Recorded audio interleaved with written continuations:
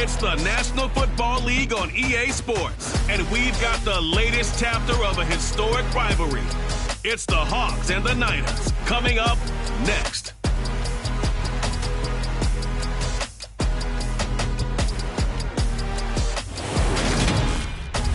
We are about 40 miles or so south of Candlestick Point at a place that first opened back in 2014 as you get a look at Levi's Stadium here in Santa Clara, California. Today we've got a good NFC matchup on tap between the Seattle Seahawks and the San Francisco 49ers.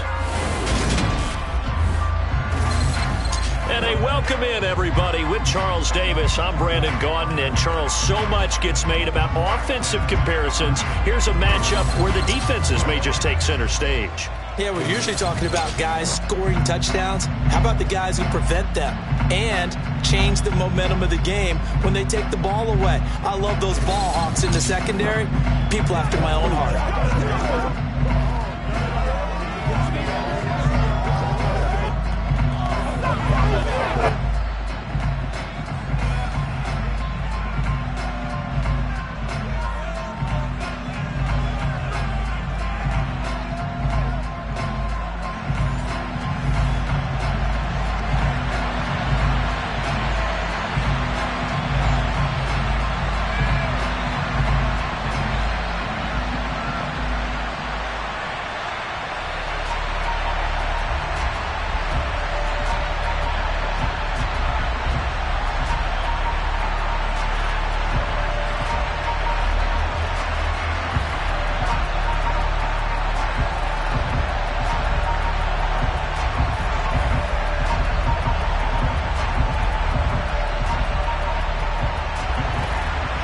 Here's the kicker, Jason Myers, to get this one started. And we are underway from Santa Clara. Taken in at the 3.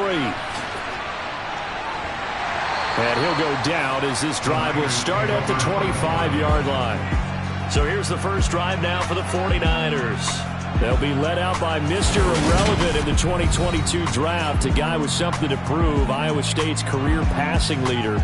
And that's Brock Purdy. For every rookie prospect, there are always nerves involved in this moment. Running your team out in the starting game. But there's a reason they brought him in. We're willing to make him their starter today. They believe he can overcome those nerves and lead his team to a victory. We saw him do it at the collegiate level and really make himself into a leader and someone you can envision doing the exact same thing here in the NFL.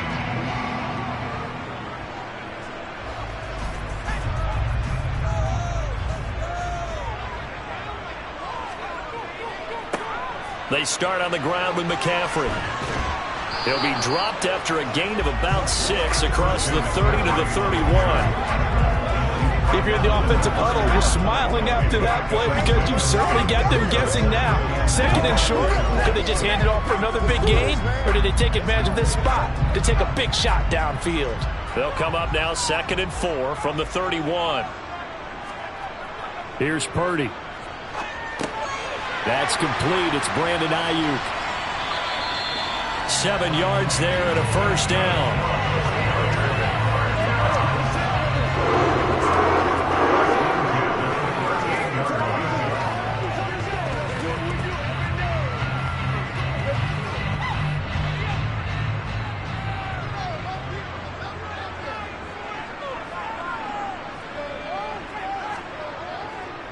McCaffrey on the counter. And they'll get him down after a pickup of 8, 2nd and 2. A nice run here early on. It doesn't take a great play caller to realize you want to establish a guy of his caliber with runs like this early because they'll pay dividends as the game progresses.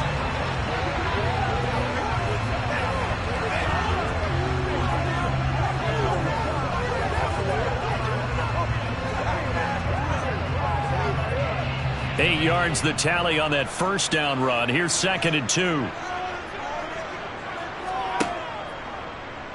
Now they'll run the option to the short side left. And a strong run that time as it's across midfield and down to the 43. The decision to keep it turns out to be a good one. 11 yards in the first down. That may be a sneak peek on this opening drive of what this young rookie can showcase, his legs. And normally, as you start a game, You're just thinking, can he get the snap? Can he hand off? Can he just execute?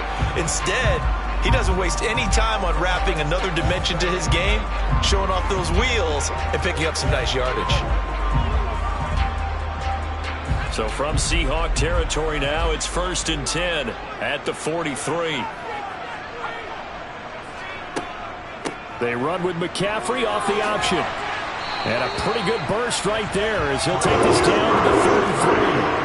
They get 10 more there, and I believe that'll be enough for another first down. It will. So back-to-back big runs, picking apart this defense on the opening drive. I thought this was a passing league. I thought this was the era we were in where the ball was always in the air, right? They didn't get the memo. They didn't get the memo, and I know this to be true. Offensive linemen still, to this day, they want to run the football. They want to fire out and hit people across the line of scrimmage, and they're clearing space. So they'll come up 1st and 10 now from the 33. They stay on the ground. McCaffrey again. And not a whole lot of room to operate there on the first down run. He gets maybe 3. Typically, we think it's the strong safeties that are better tacklers, especially closer to the line of scrimmage amidst traffic. But in this case, how about the free safety coming up and making the big-time play? 3 yards on that last carry. Here's 2nd and 7. This time they'll throw it. Here's Purdy. They'll set up the screen to McCaffrey. And he's stopped right at the 25 after a gain of 5. I like it, I like it, I like it. Get everyone involved in the passing game. And you know you can create those great mismatches throwing it to your guys out of the backfield. And on the first drive, that can also help establish some rhythm, right? I think so. It gets everyone involved. They feel like they're part of it and really gets them amped up as they go forward. They'll try and pick it up with McCaffrey. Yeah, this is not going to be enough. Was in search of 2 yards and only got halfway there. Well, they picked up a portion of it, but all that they needed. Now it leads to a decision on 4th and 1. Let's see what they decide to do.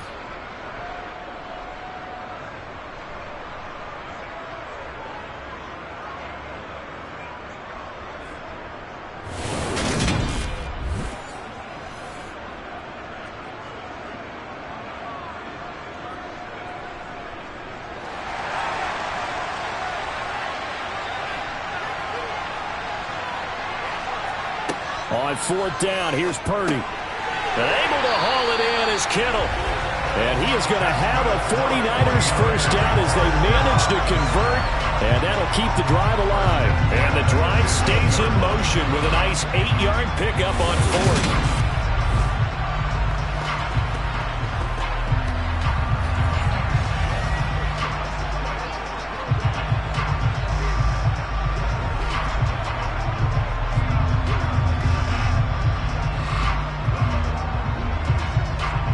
So this offense able to convert on 4th, and now a fresh set of downs here, 1st and 10. Inside the red zone here, they'll look to throw. Looking end zone, but it's incomplete. My first thought is surprise because that's one of the better tight ends around, and I've seen him pull in balls like this before. But how about a little credit to the defense forcing that incompletion?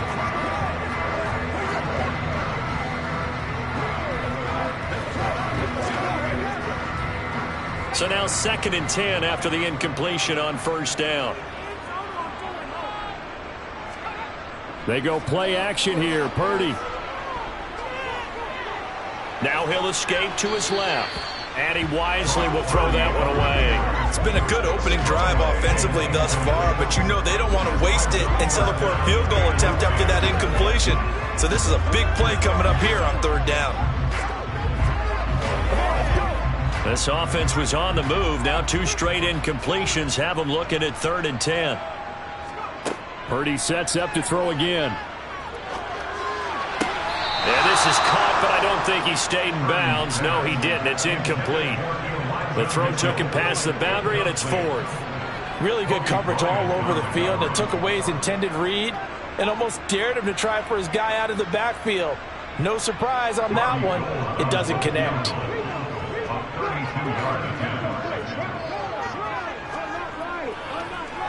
The kick by Gold is good. And the 49ers take a 3-0 lead. Even though they didn't find the end zone, they have to be pretty pleased with how they moved the ball on the ground because we know that that was one of their big goals in this game. And that really goes through the entire offense because when you're running the ball effectively, just about everyone's involved. It's not just the guy carrying the football. It's everyone blocking for him, both inside and on the perimeter.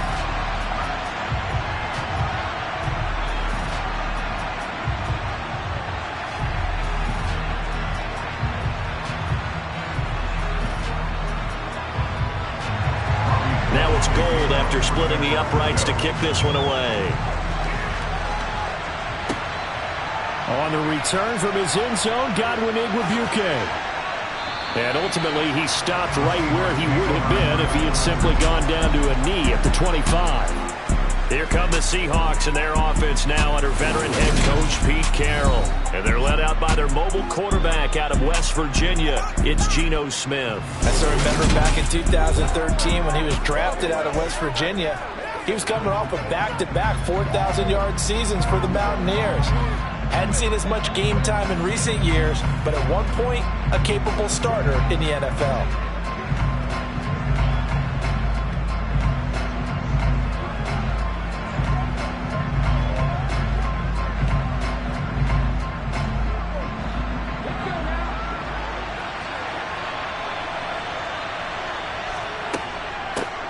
Here's Walker to start the drive. And he's swallowed up right near the line of scrimmage. No gain on the play. It'll be second down. Early down stuff to put this offense in a precarious position.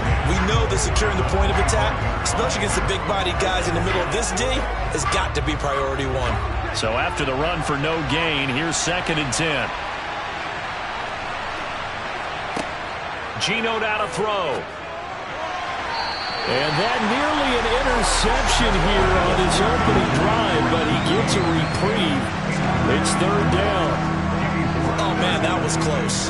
The opportunity to change momentum, big play, right in his hands, unable to come down with it. A sigh of relief, no doubt, on offense that fell harmlessly to the ground.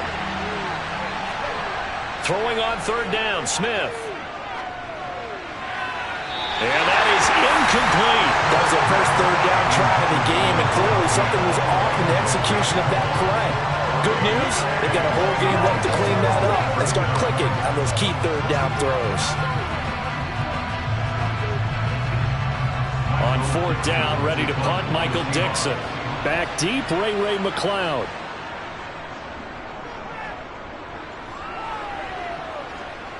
Fair catch called for and taken right near the 30-yard line. A 40-yard punt, no return. And the Niners will go on offense. 1st and 10.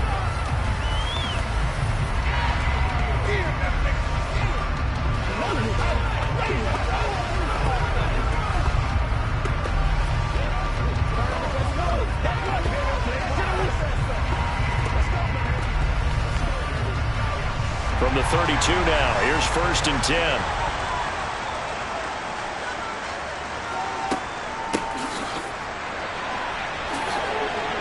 And he'll be tackled just past the 35 at the 36. They give him 4 yards there. It'll be 2nd and 6. It'd be hard to say that a defense wouldn't be ready for a 1st down run.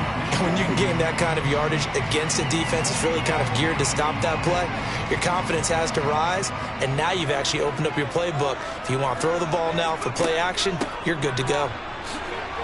And the hole closes quickly there. He gets maybe a couple up to the 38. I do know from experience that when you slow down someone's running game, you're now doing the dictating on defense. And guess what? Now you're getting ready to tee off on their quarterback because they have to throw it all the time. But you still have to be alert for the draws and other plays of that nature to make sure you don't get hurt. Purdy from the gun on 3rd down. He'll fire this deep for Ayuk. And that will be incomplete. Well, they weren't scared to let it fly, but it falls to the ground and brings up 4th down. Well, obviously searching for their first touchdown this game, partner. And that quick 3 and out, that's not going to achieve that at all. Give victory to the secondary there. They brought out tight coverage on that 3rd down snap. So on 4th down, here's the Australia native Mitch Wishnowsky to punt this one away. This will be fielded at the 17. It's a 41-yard punt, but just a net of 31 following the run back. And it'll be Seahawk football, 1st and 10. Seattle's offense coming back onto the field, ready for their second drive. These guys definitely hoping for a better showing than their last appearance. They couldn't really even move the football much beyond the shadows of their own goalpost, Charles. We'll see if they can get a better, more sustained drive going here.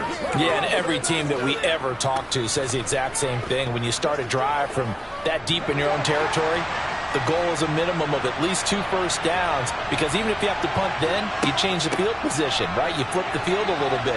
They didn't get that done. This time they want to string together a nice drive and help themselves out. It's a 6-yard gain on the ground, and that'll make it 2nd and 4. Now, Brandon, that's the way you want to run the football. There should almost be quote bubbles above the offense right now. Bam, boom, biff. That's how they feel good about moving the football. 6 yards on that last play. Here's 2nd and 4. On 2nd down, it's Walker. Not much there. Maybe a couple up to the 35. And that's why you see a lot of teams that like to play a 4-3 defense, especially against teams that run the ball really well. Because you count on your defensive front, the tackles and the ends, to eat up the blocking and the offensive line and keep that guy in the middle clean so he can roam to the football and make a tackle. In this case, he introduced himself and said, "Hello, my name is Mike." And the catch is made here by Tyler Lockett. And they're going to get this up to midfield.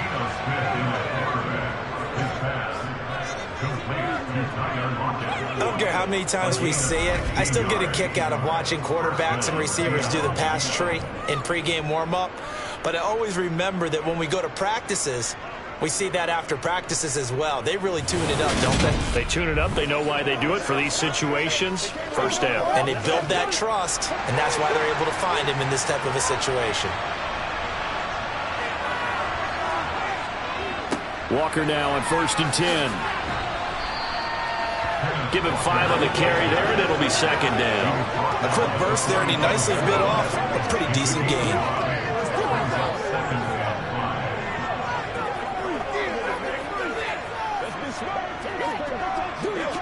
After the pickup of 5, here's 2nd and 5.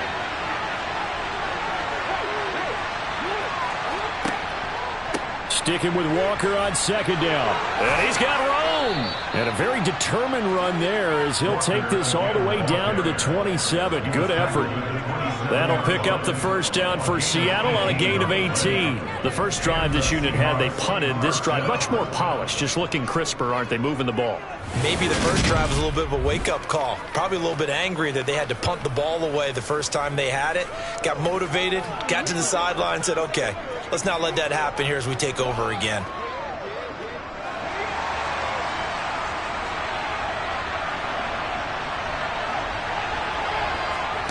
Now Gino on 1st down. That's complete to his running back, Dallas. So they'll get nothing out of that play, and it's 2nd down. As a defense, you're more balanced when you're in zone coverage because you're able to keep your eyes on the quarterback and see the play develop in front of you. You're able to keep the quick pass in front of them and stop it right at the line of scrimmage.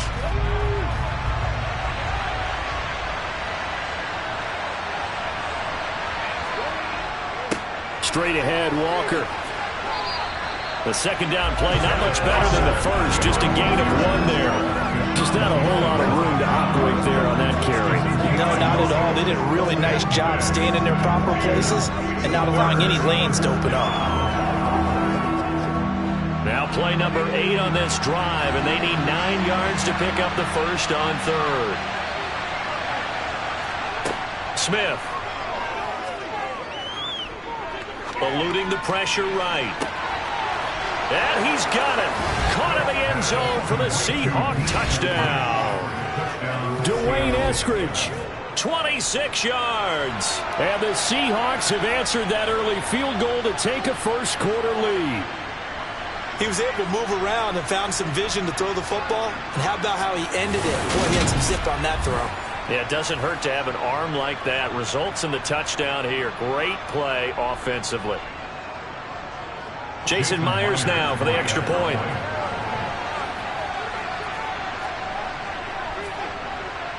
He's got it. They'll see that opening drive field goal and raise it a touchdown, and that makes it 7-3. So that drive takes him down the field in 8 plays. And the Seahawks capping it off with a touchdown.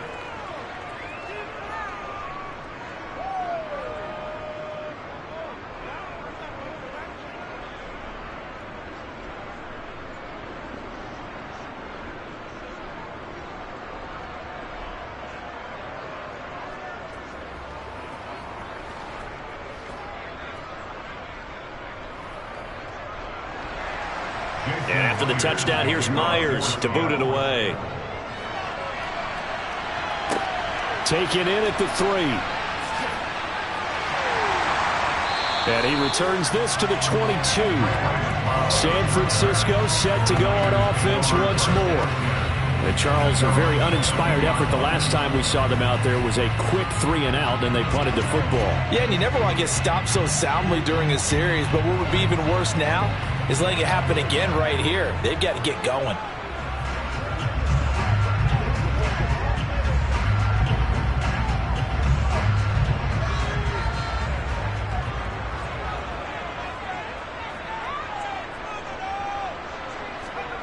Purdy looking to throw on first down here.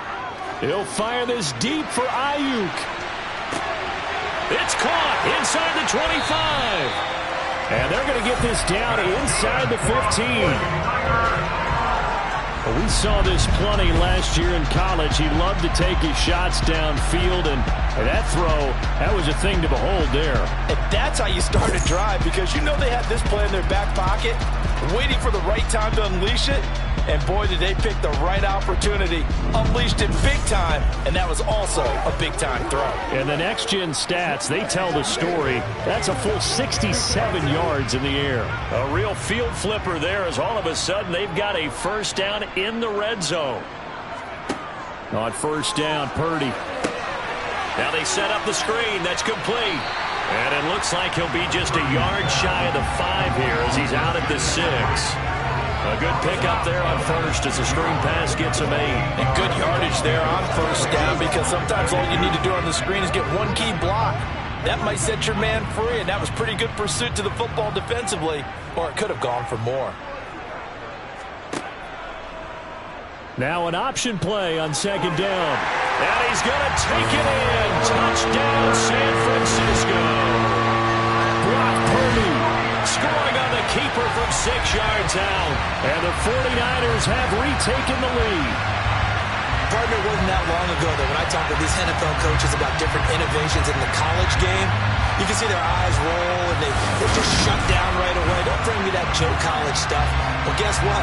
The college game has definitely infiltrated its way into the NFL. Yeah, and these guys, when you're seeing the option defensively, you got to stick to your assignments. I know that's cliche. They didn't do it there. And option football means exactly what you just talked about. Assignment football for defenders. And that drives them crazy because you have to think your way through a play as opposed to just reacting and making the play.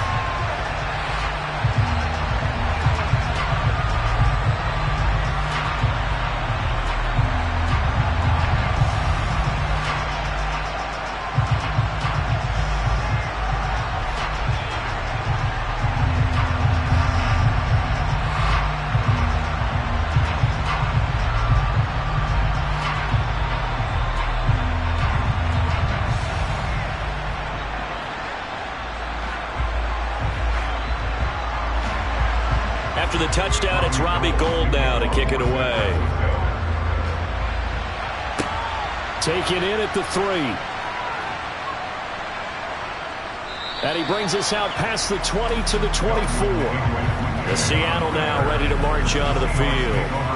This drive here beginning probably with a pair of motivated groups. Remember, the offense scored a touchdown on their last time out. Looking to repeat that in Charles's defense. They were very frustrated after giving up 6 the last time on the field. And frankly, it's just a battle of wills in a lot of ways, because you know they're both motivated, they both game plan for this drive, and they both have specific outcomes in mind. To me, it just comes down to who can execute better and which side can step up and assert its will over the other. And the first play of the drive there is incomplete. Tyler Lockett was the target there, and that'll bring up second down. I think he could have scanned downfield forever, but there wasn't anything available. Ends up throwing an incompletion, and I think he'll take that. Smith, an incomplete pass on first down. Now it's 2nd and 10. Now Geno. Over the middle, he finds Eskridge. They'll be brought down on the 30-yard line after a gain of 6.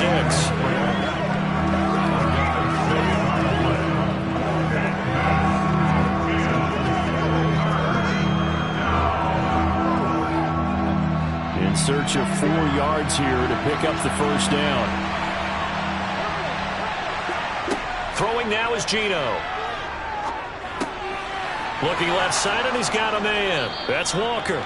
And he is going to have a Seahawks first down as they're able to get the 3rd down conversion. Well, I think when they look at their offense, they think to themselves, weapons everywhere, and they want to move the ball around. They want to spread it to different people. But you absolutely know they want to get this man involved as well, and that's what they just did on that play.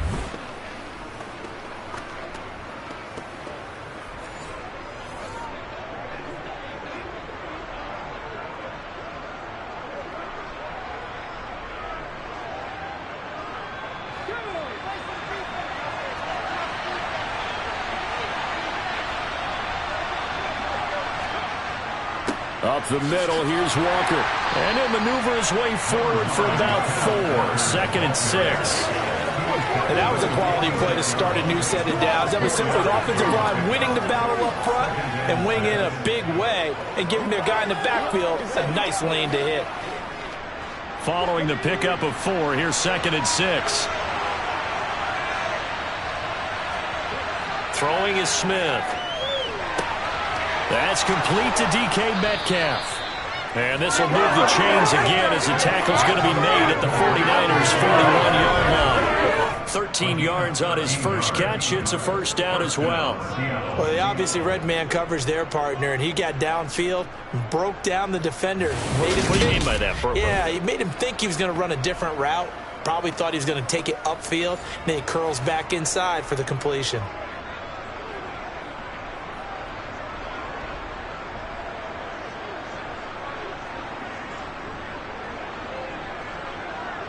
So from inside Niner territory now, this is 1st and 10 at the 41. Smith. And he fires one that's intercepted. Picked off by Fred Warner. And the Seahawks are going to take over once again at their own 37-yard line. How big is that penalty? Wipe out the INT. You'd hate to be the teammate that caused that penalty and wiped out the interception. You got to face that guy in the locker room. Not a lot of fun for you, and you hurt your squad. Up the middle they run. It's Walker. And just good downhill running there as he'll take this to the 15-yard line. 40 yards now on the ground on just 7 carries. Well, they came into this game saying it was important that they set the tone and show that they can run the football. And I believe that they've done that here in the first quarter.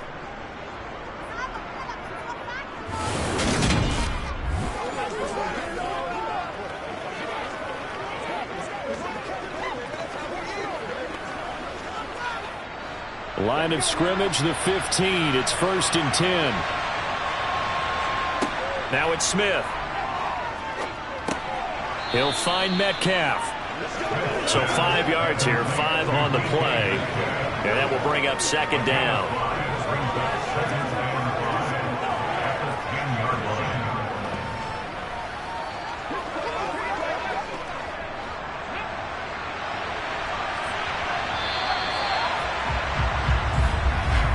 (10-7) our score after 1 right here on EA Sports. Seahawk football here to start quarter number 2 as they are looking at a 2nd and 5 situation. Smith now to throw. And this a quick slant to Lockett. Second catch for him today, and it'll wind up a first down. This has to go down as one of the simpler routes in the playbook, but oh so effective. Nice completion there. Keeps the sticks moving.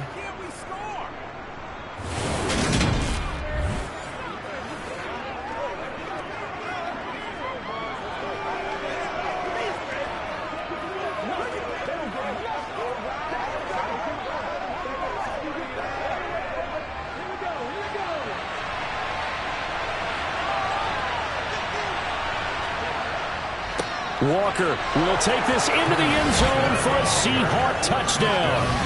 Everybody in the stadium knew what they were going to do right there, CD. 3 tight ends on the field, all that extra bulk, and they run it in. And you saw where that one went, right? You run it over your best blocker. I can just see the head coach right now. I want to run this one over the big boy. And they got it done.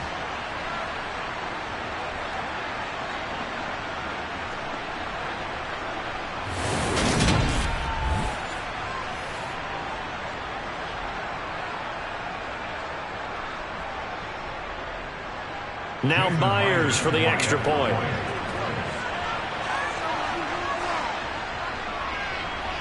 And that makes it 14-10. A drive there of just 4 plays. And it was Kenneth Walker finishing things off with a touchdown run.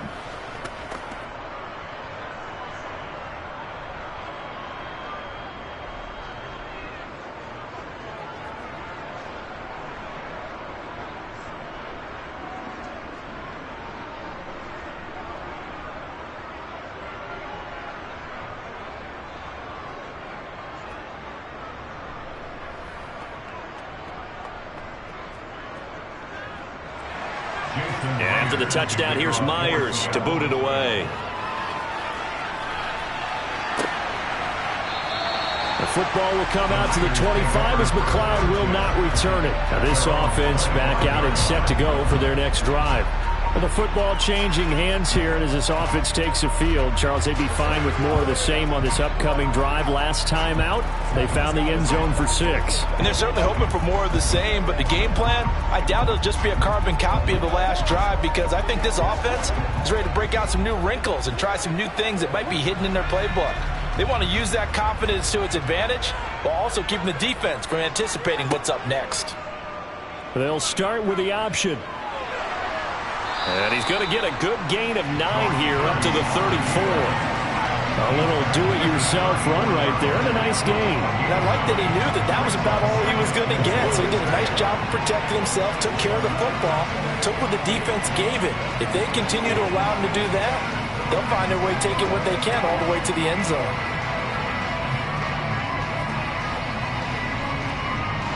Maybe a good spot to take a shot. Here's 2nd and a yard from the 34.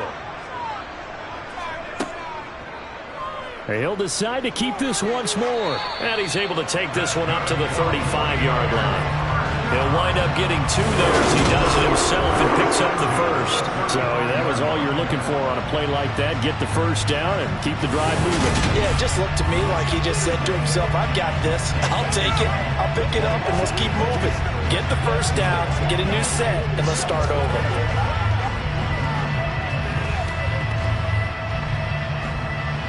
Ball up to the 35 now as they come up on 1st and 10. Off the option, here's McCaffrey. And he slips up past the 45 before being tackled. He'll get a dozen there, and it's a first down, 49ers. When he runs, he seems to do a nice job of knowing when to be patient and find the hole, and then when the hole is there, he goes quickly. You're exactly right. He knows how to just take off, but you know what else? Brings a little thump with him, doesn't he? He does. He packs the boom at the end of the run and finishes it going forward. That's what you want to see out of your backs.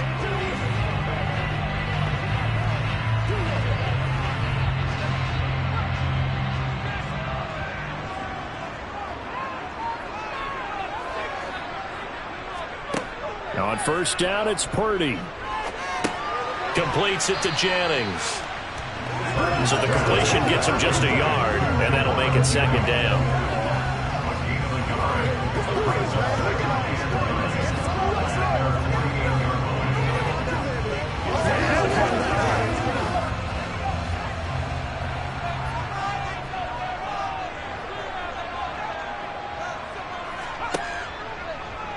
They'll go option to the short side. And nowhere really to go there. He'll take this up just shy of midfield.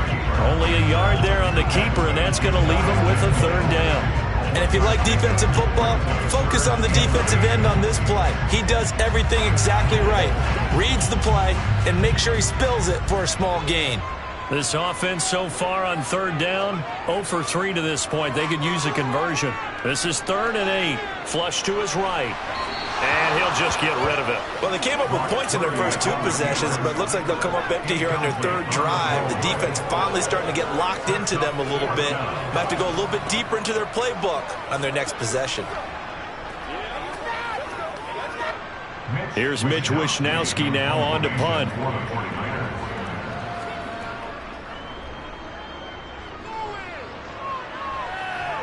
And the fair catch is taken at about the 13-yard line here. Just 34 yards on the punt there, no return. And it'll be Seahawk football as they take over deep in their own territory.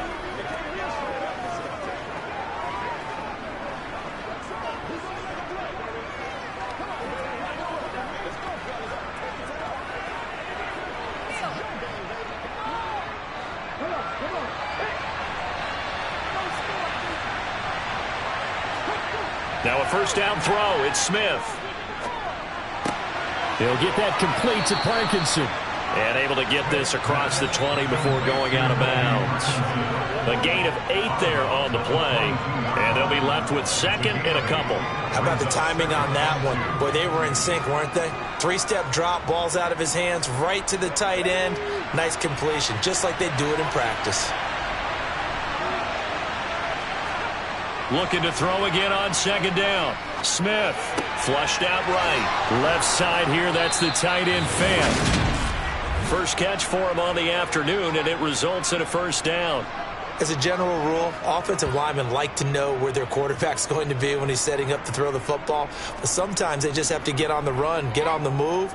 He was able to do that on that play and picks up a first down with a nice throw.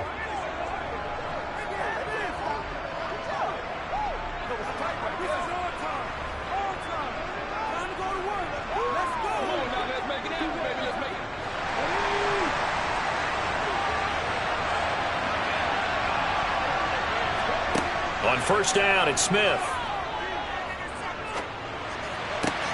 Out to the right, he gets it to Lockett.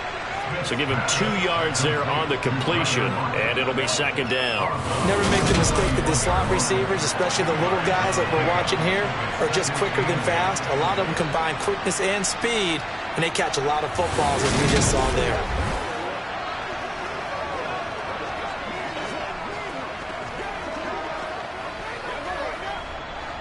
2nd and 8. Here's Smith. Steps away to his left. Nothing open downfield, so he'll throw it away. I see the surprise in your face there, partner. That is a rare incompletion from him. He's been on point this entire game. He has percentage completion-wise way up. Not that time. So the failure to connect on 2nd down, that leaves him staring up here at a 3rd and 8. Throwing again is Smith. Open man is Eskridge. That's complete. And he is going to have a Seahawks first down as they're able to get the 3rd down conversion. And, partner, they're locked in man coverage out left, and they end up running a crossing route. Rounded it a little bit more than a slant. And he's just going to angle himself towards the right side of the field, and that's very difficult for a defender to shadow him across all that ground.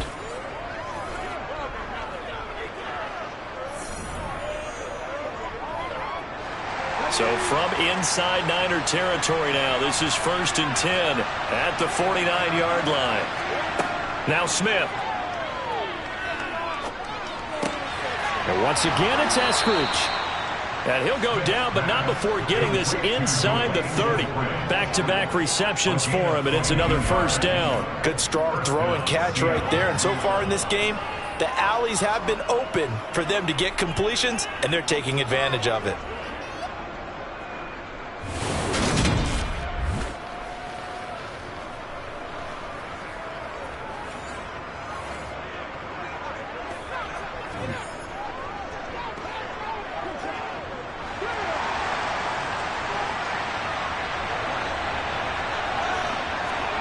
Smith throwing again. Toward the sideline, and look at that catch. Dragging the toes, and that's going to be a first down. Well done. It'll be a gain of 16 for number 16. Partner, he got the DB on his horse on that play. He certainly sold like it was going to be a deep route before breaking it back on the comeback towards the sideline.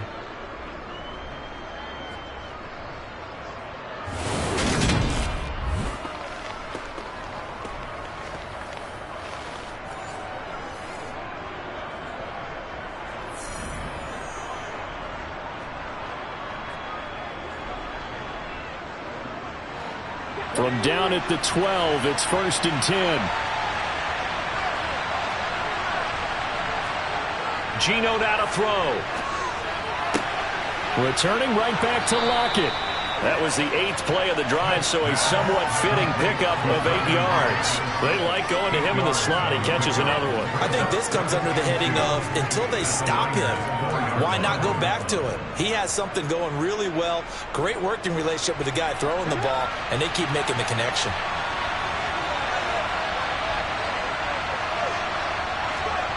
To throw again on 2nd down.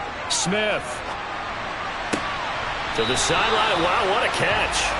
Doesn't get a lot out of it, but he is able to keep the feet in bounds. Calling a gain of a yard. And now 1 yard to go on 3rd down. He's been a busy man here in this one, and they're showing off some nice footwork to stay in bounds. And with those types of catches and the volume that we've seen in this game, wouldn't you keep him busy as well? I would. Of course. You got to keep throwing it to him. He keeps making plays. Boy, no chance as he was met and dropped behind the line there. A loss of a yard, and it brings up 4. Just a simple run play there on 3rd and 1. But this team was up to the challenge and stopped them, bringing up 4th down.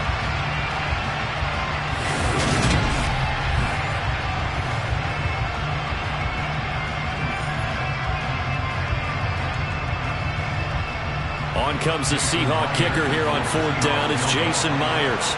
From the left hash, should be a fairly easy one here.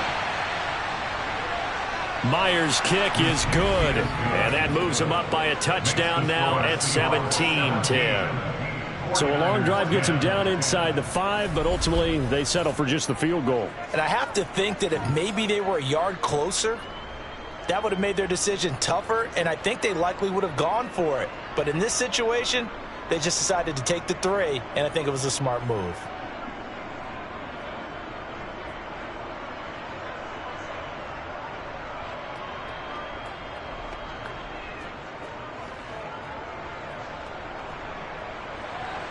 Myers now converted on the field goal try. Now he's on to kick it away. The football will come out to the 25 as McLeod will not return it. San Francisco's offense returns to the field. They find themselves down 17-10 as they come up on a 1st and 10.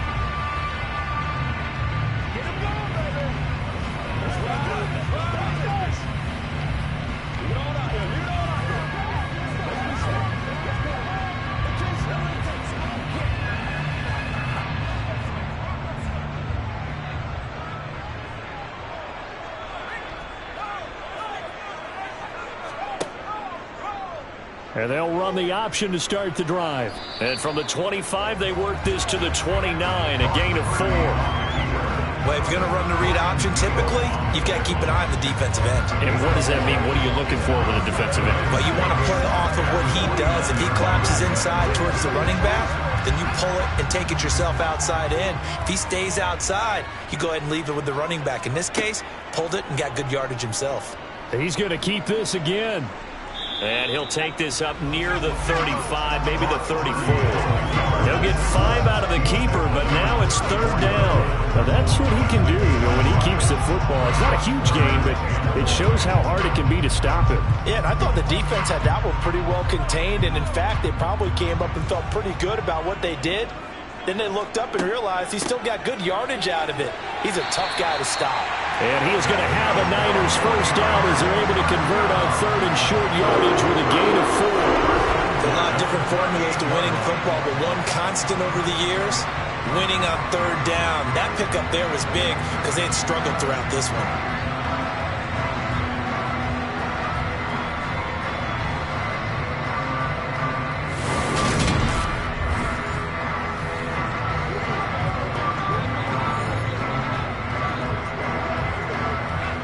So here's a 1st and 10 at the 38. Now they'll run the option to the short side left. And they will only muster a yard here to the 38.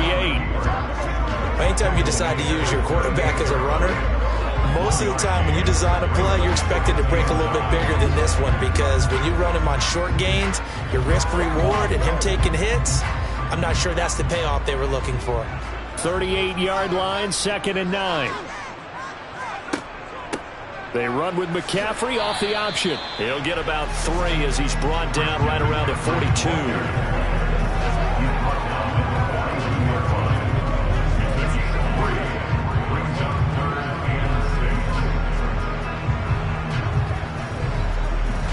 This offense on 3rd down today, just 1 for 5 to this point. This will be 3rd and 6. Back to throw, Purdy. And that is incomplete. A misconnection there. He's hit on just 50% of his passes thus far. That's not where you want to be. Now you see the evolution of the game. You go back to the quarterbacks of old, 50% would be terrific because they threw the ball downfield almost every time they threw it. Now with the short passing game, you should be above 60% just to be in the average range. Wishnowski on to punt as he sends this one away. We'll call it a 42-yard punt, 3 on the return. And it will be 1st and 10 as they take over. Here come the Seahawks now, set to take over on offense. And last time they were able to churn some clock. They got the field goal, added onto their lead. But that was a drive that was so long, it should have ended in a touchdown. You know that's how they felt. And we'll both be headed to the airport after the game. But we probably should go to the post-game press conference because someone's going to ask the head coach about this drive.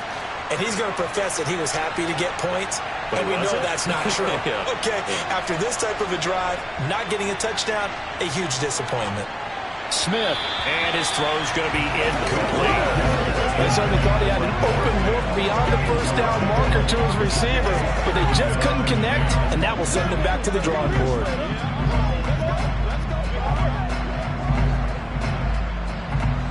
Smith, an incomplete pass on 1st down. Now it's 2nd and 10. From the shotgun, he'll look to throw.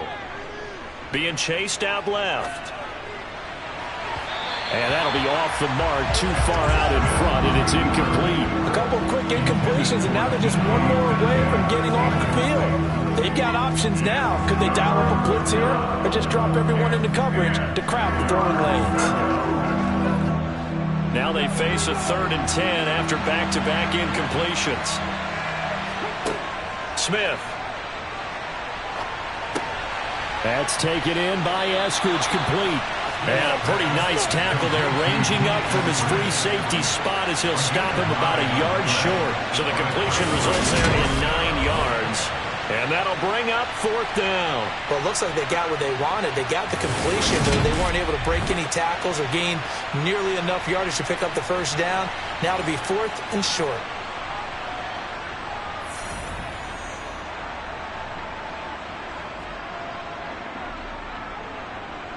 Here's Michael Dixon now to punt.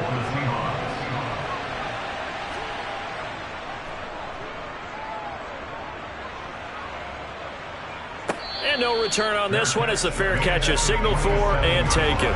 So possession goes over here on the punt. And they will take over 1st and 10.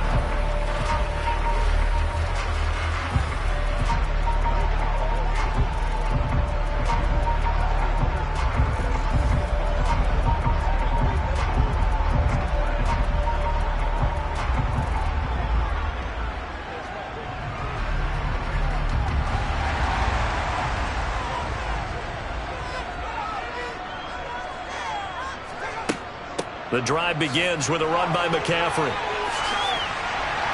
And he's tackled a yard short of the marker. Good gain of 9 on 1st down. First play of the drive, let's give credit all around. Excellent blocking, but the guy carrying the ball, he was the finisher. A really nice run. The last run got 9. That leaves him with 2nd and a yard.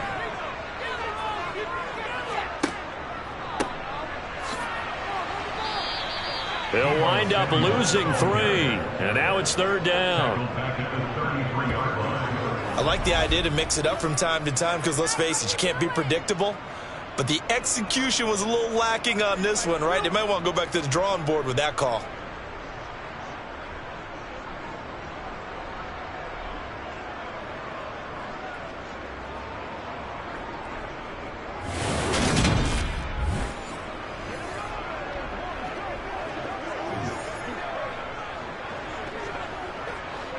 It'll be a nickel look here for the Seahawks on third down. Now Purdy. Open man is Ayuk, complete. And he is going to have the 49ers first down as they're able to get the third down conversion. Did you see that route the way that I did? I thought he was trying to get deep. Yeah, that wasn't the first option. No, it came off of that guy, the deep guy, and came underneath on the drag, completed it very well.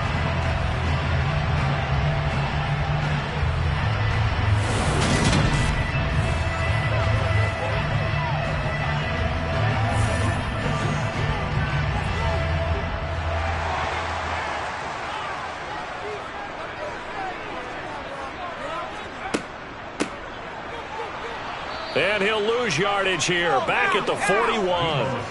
That's going to wind up a loss of a full 3 yards on first down.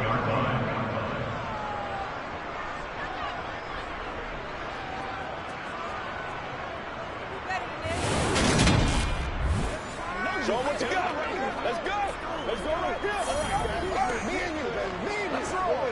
Dig down deep. Let's be swift. After the loss, they'll come up 2nd and 13.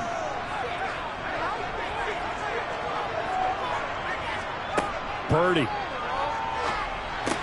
He'll get this out wide here to McCaffrey. So the completion good for just 3. And that brings up third and a full 10 yards. That might feel like a little bit of a lost opportunity there for the offense because the defense brought pressure that time. And sometimes against that, you can get out to your running back, and it can turn into a big gain downfield. But what a nice job they did getting to him quickly and holding him to a short gain. Now, right where this set of downs started, they need a full 10 here to pick up the first down and move the chains. Purdy with it on 3rd and long. Man open, that's Deebo Samuel. And they'll get this across the midfield stripe, but still winding up short of the first down. So the completion good for 7 there. And that's going to make it 4th down. One of the feature points of the end route is being able to make a nice throw to the middle part of the field. And for a quarterback, that's one of the better throws and better looks that he'll get. But he has to be careful not to wait too long and let his receiver wander into some tough territory. If he's late with the ball, he can get his receiver hit and hit hard. Here's Mitch Wishnowsky now.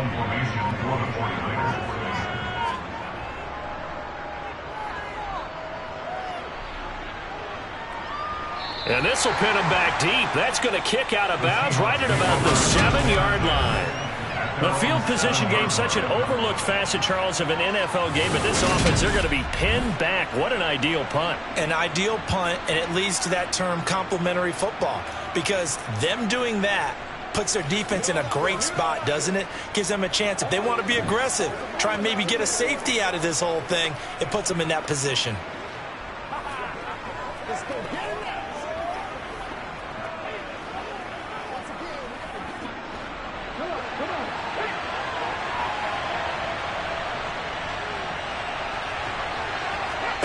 Now Geno on first down. That's into the hands of Parkinson, the tight end. They'll wind up getting just a yard, and that'll bring up 2nd down.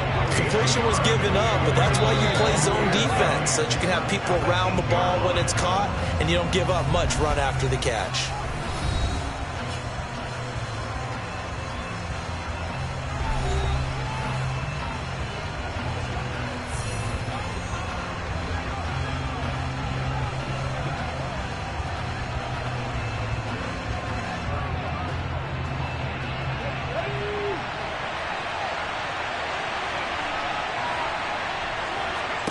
Throwing again on 2nd down. Smith.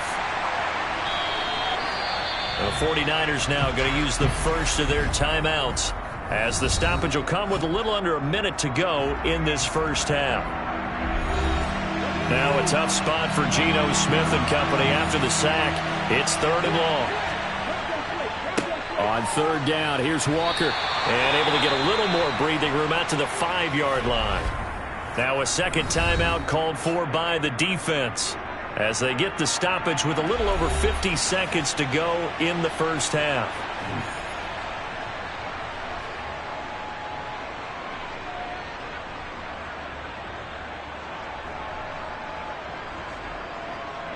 Now here's Michael Dixon as he's on to punt for Seattle. And he's able to get it out quickly, and this is not a bad kick here. Here's McLeod on the return.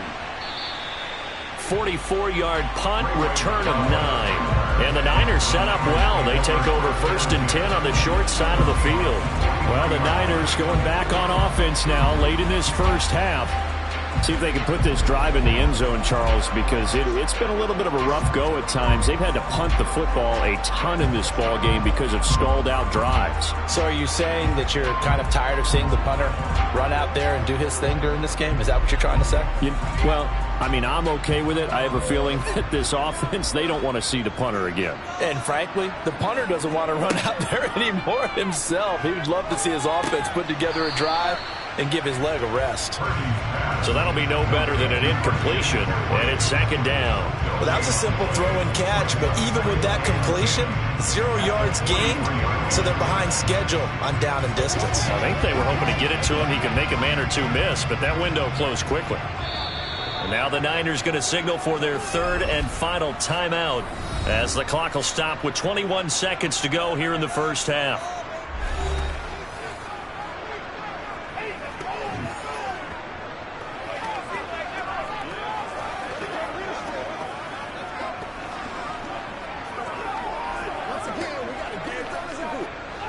Here's 2nd and 10.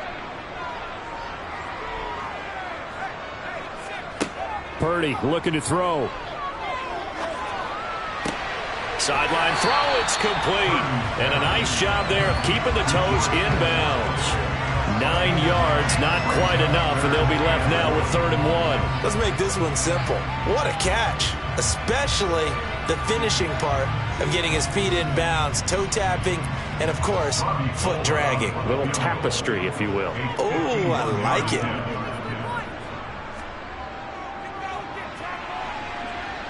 And this is on target to the left. Didn't get there anyway. It's no good, and this will stay at a 7-point game. And now 2 problems as I see it. First, you missed the kick, which granted was a long one. But second, you set the other guys up with great field position and enough time to maybe get downfield and get a field goal attempt of their own.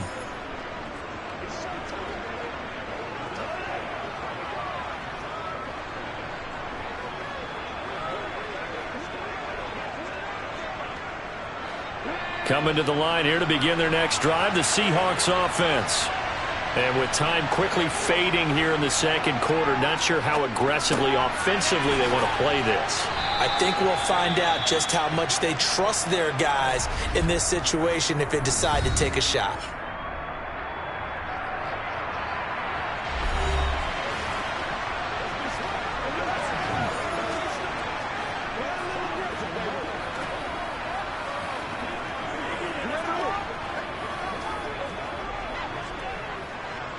And they line up now for what will likely be the last play of the first half. The final shot here before break. Smith. And he bats it away, and it falls down incomplete.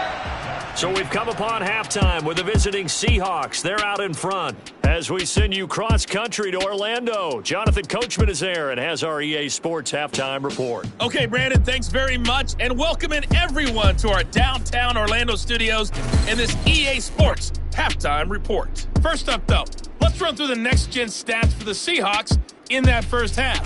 And they've definitely been able to exploit some holes in that opposing secondary, as they threw for close to 200 yards in those first 2 quarters. Meanwhile, for the Niners, we check on their numbers on the ground in the first half, as they know they'll need to be better to overcome this halftime deficit. All right, Coach, thanks. Yeah, both teams likely to make some changes in what's been a closely fought battle to this point.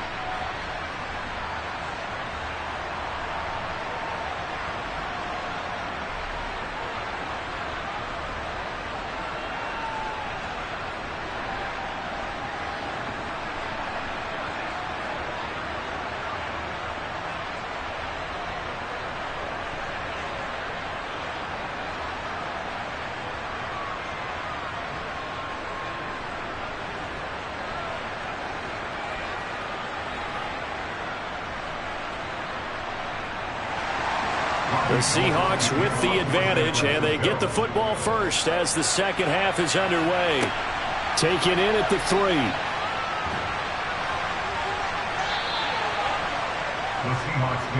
The Seahawk offense set to go to begin this third quarter. And Charles, they've got the lead. Put your coaching hat on here now. What's the game plan for the second half? I think getting the running game going a little bit more, because I thought in the first half they didn't get it moving the way that they would like. They had success throwing it, but I think these first couple of drives, they'll want to get those running backs going and give them more opportunities, and I will guarantee you that those guys were lobbying for them in the locker room at halftime. On first down, Smith. Throw right side, taken in by Eskridge. And he gets this one just shy of the 40. They'll mark him down at the 39. No question that they're going to continue to look his way. 6 catches in the first half and now 7 on the game. As they began this drive, I was wondering how they were going to attack since they're playing with the lead. Would they continue to try and push the ball downfield? Well, after one play, it appears that the answer is yes.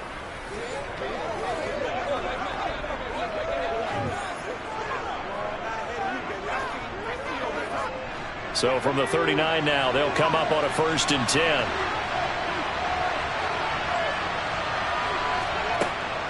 This is Dallas, an inside handoff. It's a 6-yard pickup, and it gets them to 2nd and 4. You know what really fires up offensive linemen? When the guy that is carrying the ball behind them can create his own space and break a tackle along the way. The last run got 6, now 2nd and 4. Once again, it's Dallas. He'll be taken down at the 48 for a pickup of 2 yards. And the big fella stuffed that one up in a big way. I think doubling him has to be a priority, because you can't move up to the next level if you don't take care of him first. So they just need 1 yard here to pick up the first down. Smith going to throw on 3rd and 1. He's got his tight end fan. And he is going to have a Seahawks first down as they're able to convert by plenty there on 3rd and 1. Got to say, I was a little surprised to see him, Charles, come out in the shotgun on 3rd and less than a yard. Yeah, but the way the NFL is nowadays, we hardly ever see anyone really run for it on short yardage. So they're going to throw the football more times than not. That was a nice, easy rhythm throw right there, and they pick up the first down.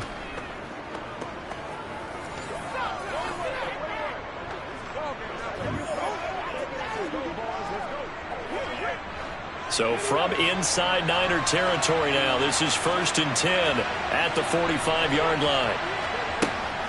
Straight ahead running. Here's Dallas. Room here to run. And that one opened up for him well as he'll take this down to the 26-yard line. That good for 19 and a first down. That's pretty much meat and potatoes right there, wasn't it? Just go right at them and let your big horse charge up the middle. Not too fancy there, was it? Nothing fancy at all, challenging that defense. And on that go-around, the offense won the challenge.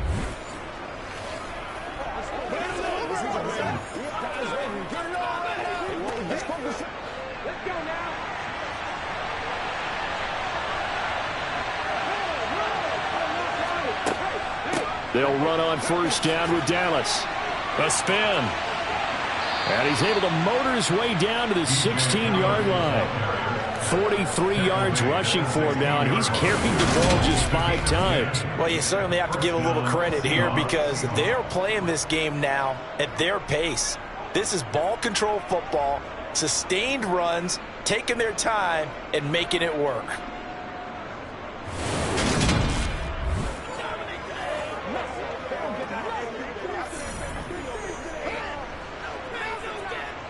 So the ball down to the 16 here for 1st and 10.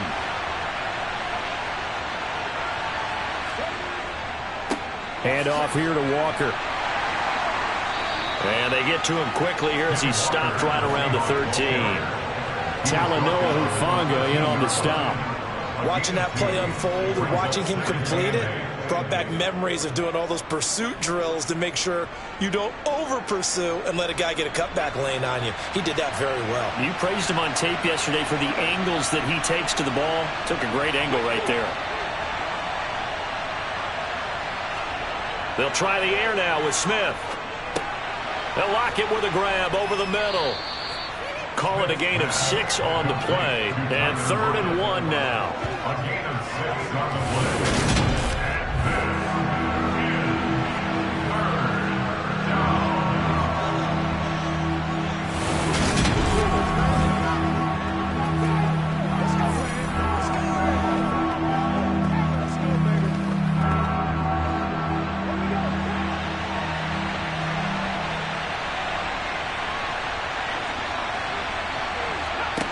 Smith.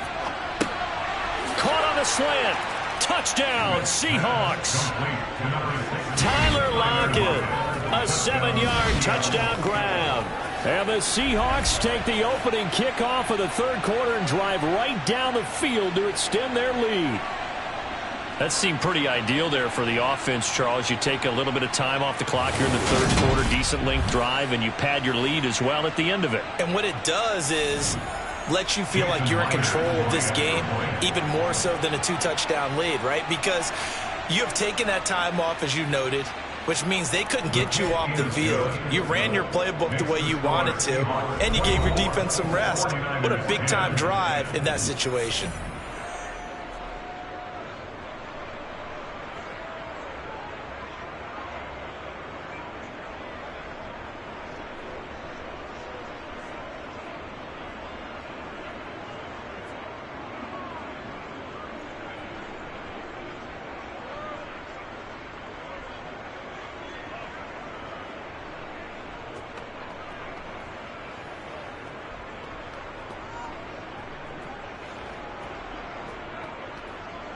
And after the touchdown, here's Myers to boot it away.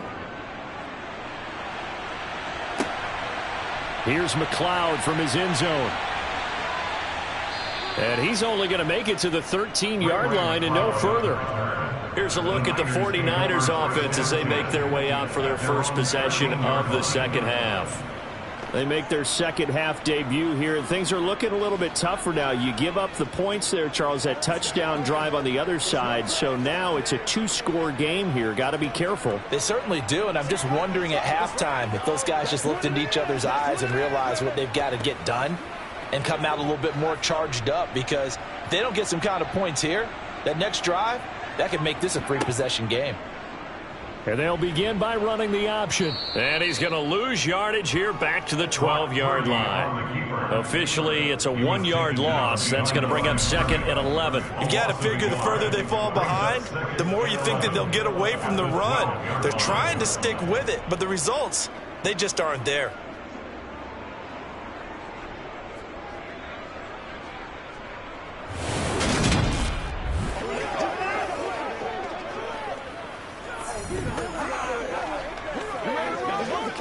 A loss of a yard there to start out. That leads to a 2nd and 11.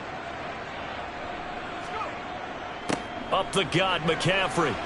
And he takes us across the 15 to the 17. 5 yards on the carry there, and it leaves him with 3rd and about 6 yards to go. On a 2nd and long, it's really nice to see an offense that has enough confidence to run the football in that situation. I think that goes back to their practice and game planning. They've seen things that they've seen on tape and in previous games that led them to believe that even in a long-distance situation, they can still run the football and gain enough yardage to put themselves in a good spot on 3rd down. And he'll be taken down, but he does have first down yardage. It's an 8-yard pickup and leads to a new set of downs. Well, they certainly had success throughout this contest getting him the ball in the passing game, and there he picks up another first down. Whatever they saw going into this one, they've been able to capitalize on it, and no adjustment has been made to take it away.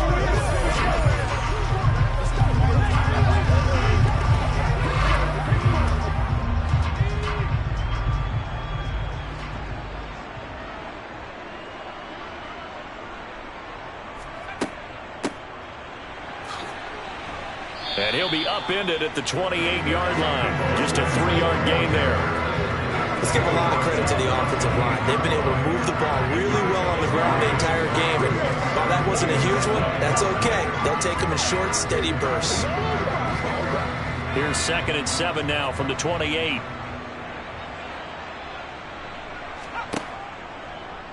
Now here's the option play going left.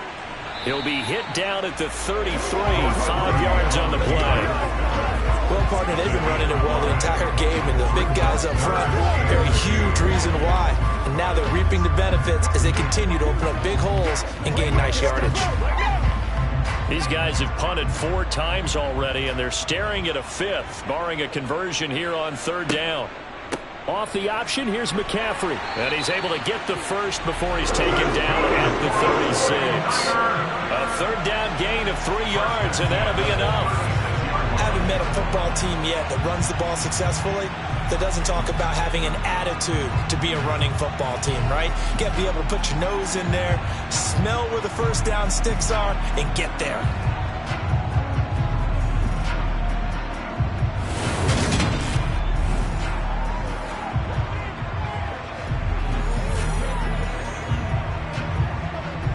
So from the 36 now, 1st and 10.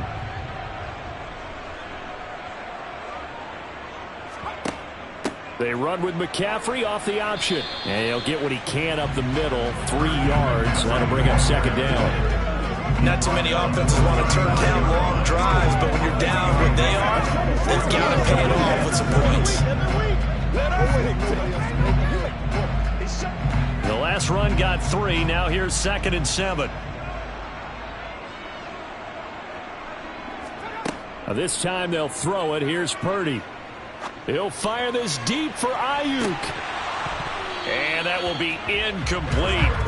Tried to dial up the long one way out there, but it'll be 3rd down. Now with a rookie quarterback out there, you're definitely going to find out how he handles adversity, because this one so far hasn't gone according to plan. He's got to fight through it and show him what he's made of. This offense in desperate need of a conversion as they come up on 3rd down. Purdy will set up to throw it here. Forced out to his left. And that will be incomplete. I'm sure it was a tough halftime trying to figure out some strategy to get things going. Trailing by a lot when they went into the locker room. He's just trying every avenue to spark his team here to begin the 3rd quarter. Not a lot going on that play, though. Here comes the 49ers punter now, as he's on for the 5th time here today. And he deserves a bronze leg as he gets this one away. Taking it about the 16. It's a return of 5 following a punt of 42 yards. And that will come the offense as they take over. Geno Smith getting ready to go again here on offense. And he had the touchdown on the last drive, also 4 for 4. Very, very effective. What does he need to do to translate that forward into this drive? Not think that what he saw in coverages last time is exactly what he's going to get again. He's got to play ahead and start thinking to himself, okay, we just did that. What are they going to take away now? What do we go to as a counter? And continue to encourage his offensive line to continue to give him time. They were really good on the last drive. Toward the sideline, and look at that catch. Dragging the toes, and that's going to be a 1st down. Well done.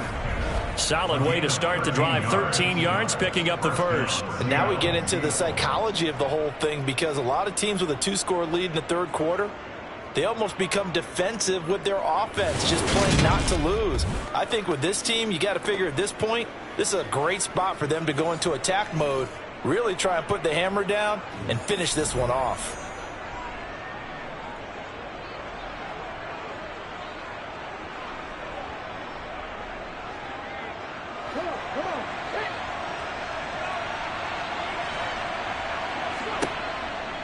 Running right, here's Walker. And he slips up past the 45 before being tackled. 58 yards rushing for him now as he's run it 11 times. Interior of that line blocked really well on that run, but also the 2 tight ends, they blocked well too. Not only have they scouted the line of scrimmage, with their agility, they can get upfield and hit moving targets like linebackers, defensive backs. They do a really good job helping out the running game.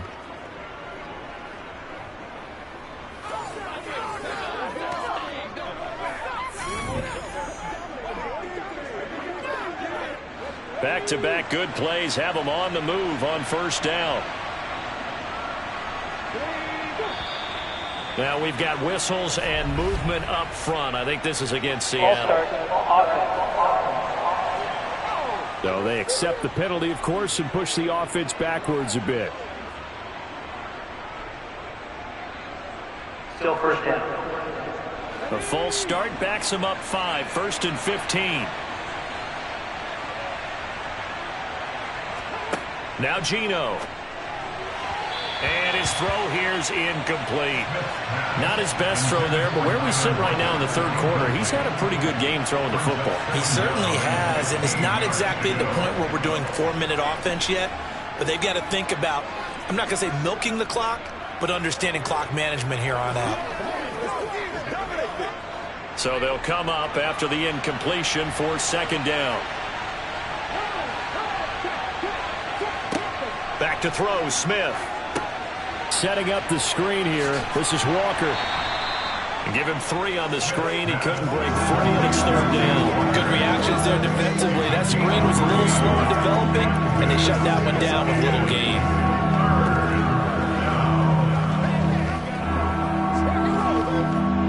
An extra DB for the 49ers now on 3rd.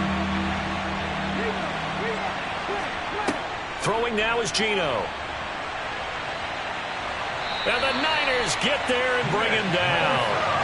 Multiple players getting home there for an 8-yard loss. I remember when I was a kid and all I wanted was a nickel so I could get that soda down at the fountain. And guess what? The nickel came into play well. 5 defensive backs, they covered well, allowed for the sacks. Sodas were a nickel when you were a kid? No, I just needed the extra nickel so I could pay the proper price. Okay, how much were they? A dime? What were they? 15 cents.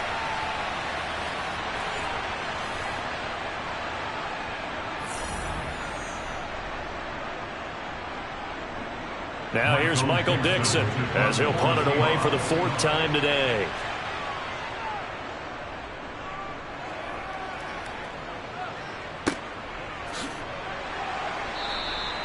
So just a 3-yard return following a punt of 45. And the Niners will go on offense, 1st and 10. And now this offense comes back out onto the field. And they had a long drive going last time, but it stalled out. But still, maybe something positive to carry forward from that last drive. Well, a few different things that you carry forward. Number one, as you noted, they were moving it pretty well, so that gives them a lot of confidence. The second part is, keeps your defense off the field, gives them a chance to rest up a little bit. And last but not least, you've taken a good look at what you've done on offense, noted where the weaknesses are, and you know when you want to come back to them. Like when you're organized with your points. Well done. A, B, and C.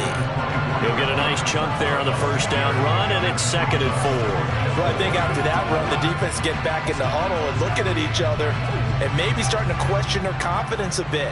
They gave up a significant run, 6 yards, and now you're saying to yourself, how do we stop them, and do I have enough confidence to make a play? And he'll get this up to the 34-yard line. Nice pickup, 10 yards and a 1st down on the keeper. Well, with him trailing here in the second half, maybe his legs can try to give this offense a spark. And that's the benefit of having a young quarterback, right? Having a rookie, a guy who will say, hold on a second, I have a little bit of fearlessness to my game. It isn't working as well the other way. Let's see what I can do to help my team this way. And boy, he did it there. From the 34 now, here's 1st and 10.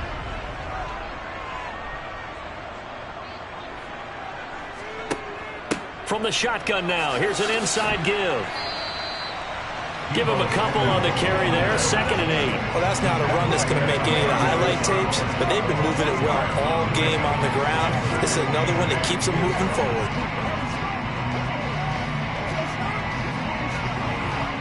Line of scrimmage, the 36 on 2nd and 8.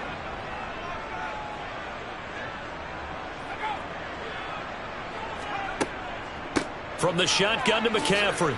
And he's dropped right at the 40. Gain of 3.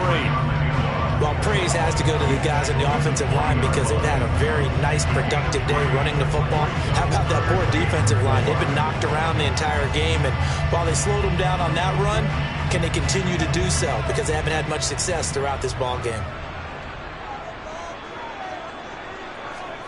Purdy now to throw. That one thrown away from the pocket. The officials kind of looking at each other, but they'll say there was a receiver in the area, so no penalty, just an incomplete pass. Well, we're into the second half now, and this is an offense that continues to struggle to sustain a drive. Looks like they're just totally out of sync, whether they're running the ball, passing the ball like we saw there. I don't know. The rhythm seems off. Here comes the 49ers punter now, as they're forced to kick for the 6th time today. And a fair catch called for and made just outside the 15-yard line. A 40-yard punt, no return, and it'll be Seahawk football 1st and 10.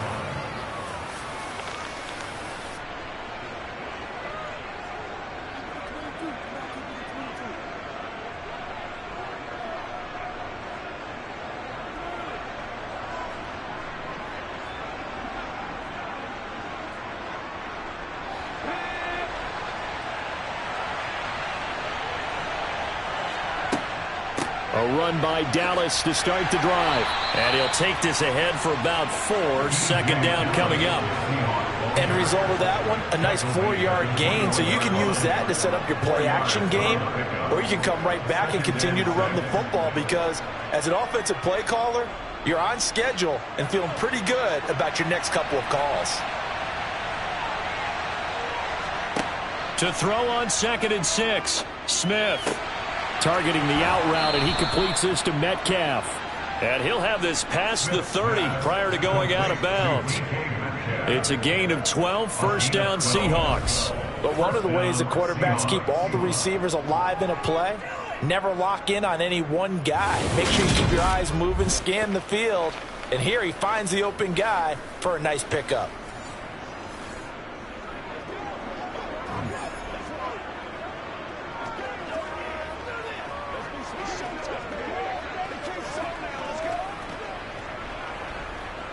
So they'll come up 1st and 10 now from the 33.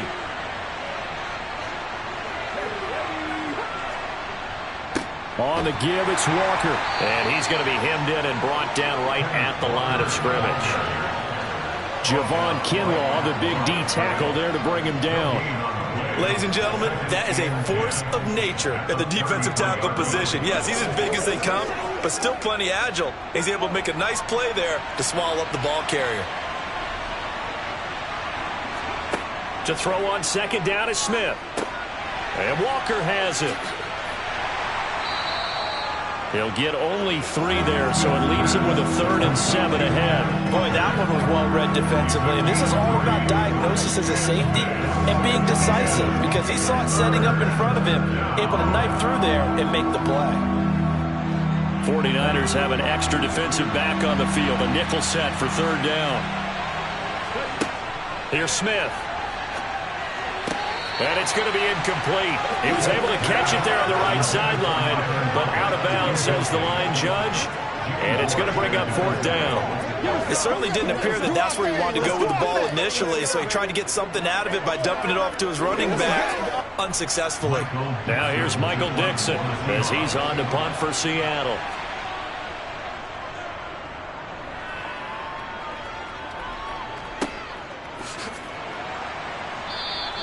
That'll be a 44-yard boot, just a yard on the return as he's covered up quickly. The 49ers offense now, they get set to head back on the field. Defense got the better of them last series, forcing a punt. See if they make a few changes in the game plan here and try to get points out of this drive. 1st and 10.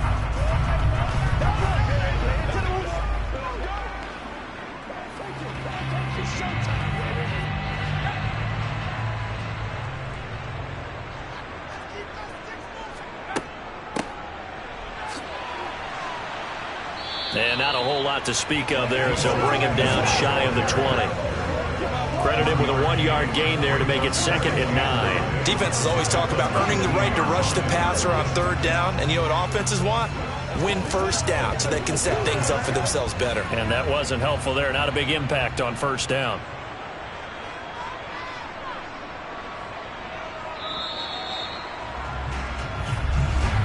And they're not going to get to the line to run another play. So we will switch ends as the 3rd quarter has come to a close.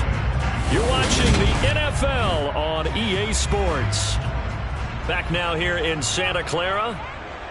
It's 49er football, but some ground to cover. They find themselves behind as we hit the fourth and final quarter. They try to throw on second down, but this one is incomplete. Had an open man that time, but ended up putting a little too much heat on it, don't you think, partner? Absolutely. Just needed a touch more air under it. Instead, he fired an absolute bullet. After an incomplete pass on second down, that'll leave him trying to convert on 3rd and 9. Here's Purdy. Got a man. That's Ayuk.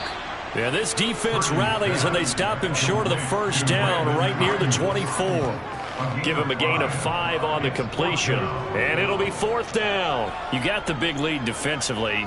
Willing to give him that underneath stuff, right? And this is why you work on your tackling. Tackle them after the catch, inbounds, keep the clock running. Just go ahead and bleed the game out that way.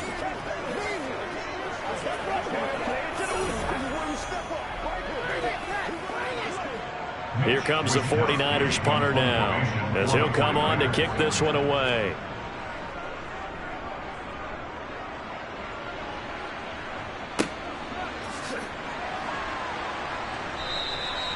It's a 46-yard punt, 2 on the return. The Seattle now ready to march out of the field. Well, there are 2 scores on the plus side. Still time here in this fourth quarter, but maybe you start thinking about playing keep away? Yeah, I think here's the situation. You're not thinking touchdowns anymore. You're just thinking first downs. To keep up with your theme there, playing keep away, first downs, they can't touch the ball.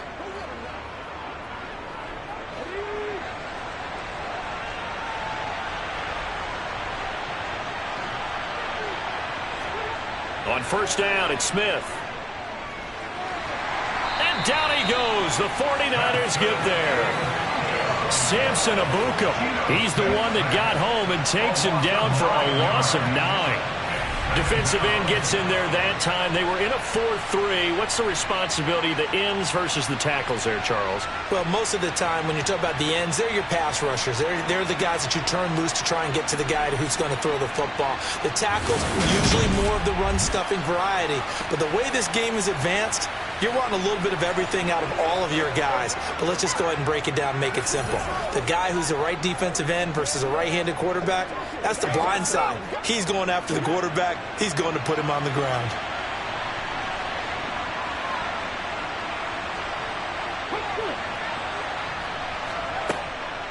Out of the gun, Walker with it.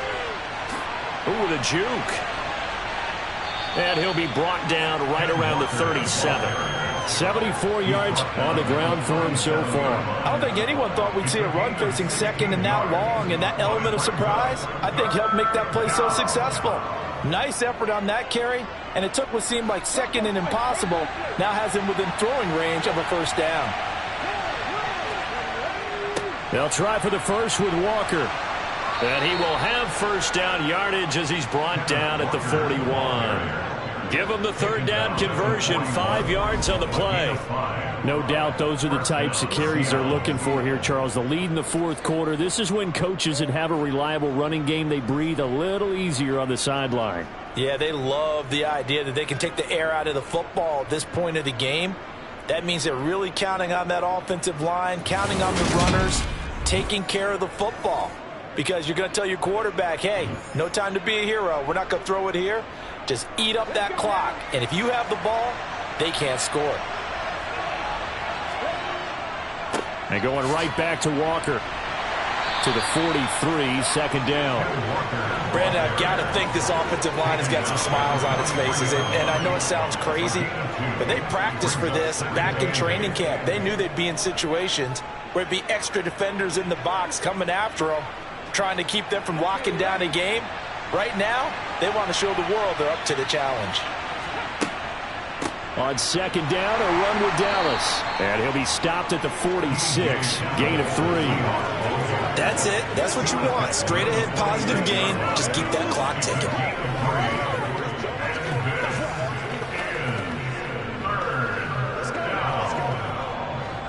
They are in need of 6 yards here if they hope to move the chains.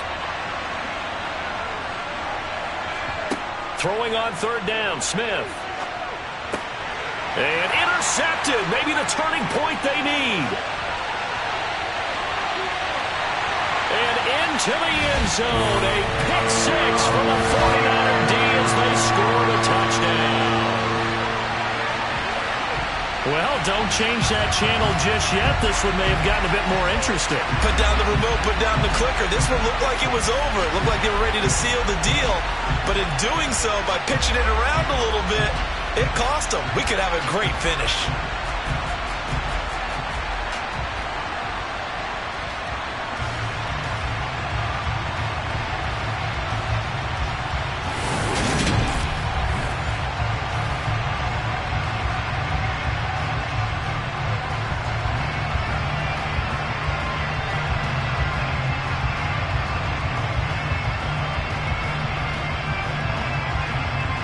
Now goal for the extra point.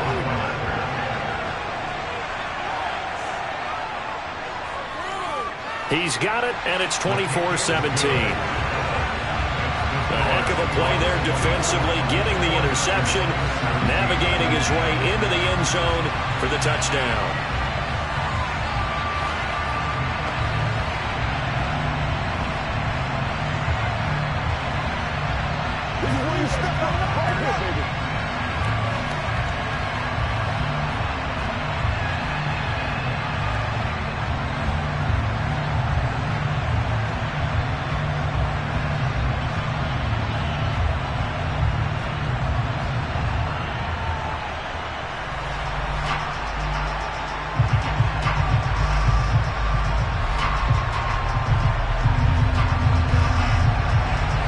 So they'll get another shot on offense following that pick six. And now the kick is away. Fielded just outside the goal line. And beyond the 20, but not by much. In fact, just a yard pass there to the 21. The Seattle offense now set to come back out on the field. And now this fourth quarter becoming very interesting. That pick six makes this a one-score game. Still plenty of time on the clock. We'll see how aggressive they choose to be.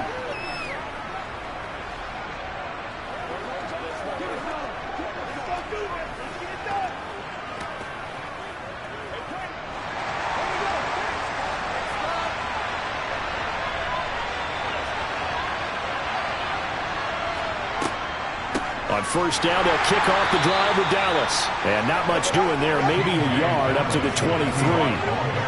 This defense starting to buckle down when they need to, and right now they're winning this fourth quarter, losing the game, but they're winning in the fourth quarter. And what a fine line it is about what they're trying to get done, because they're down, so they obviously need the football, need a score, but they can't be so aggressive as to give up their edge, their gaps, and have the offense hit them with a big play.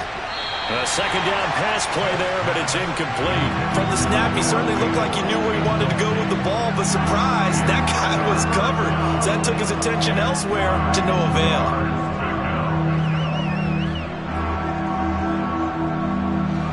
After an incomplete pass on second down, that'll leave him trying to convert on 3rd and 9. Geno now to throw.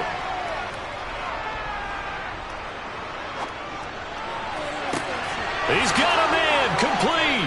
And he's going to be marked down just inside the 35.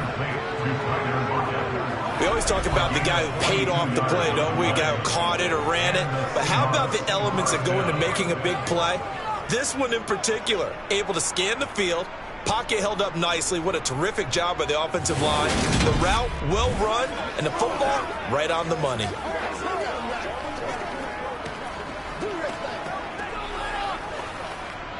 So the big play changes the complexion of things. Here's 1st and 10 just outside the 30.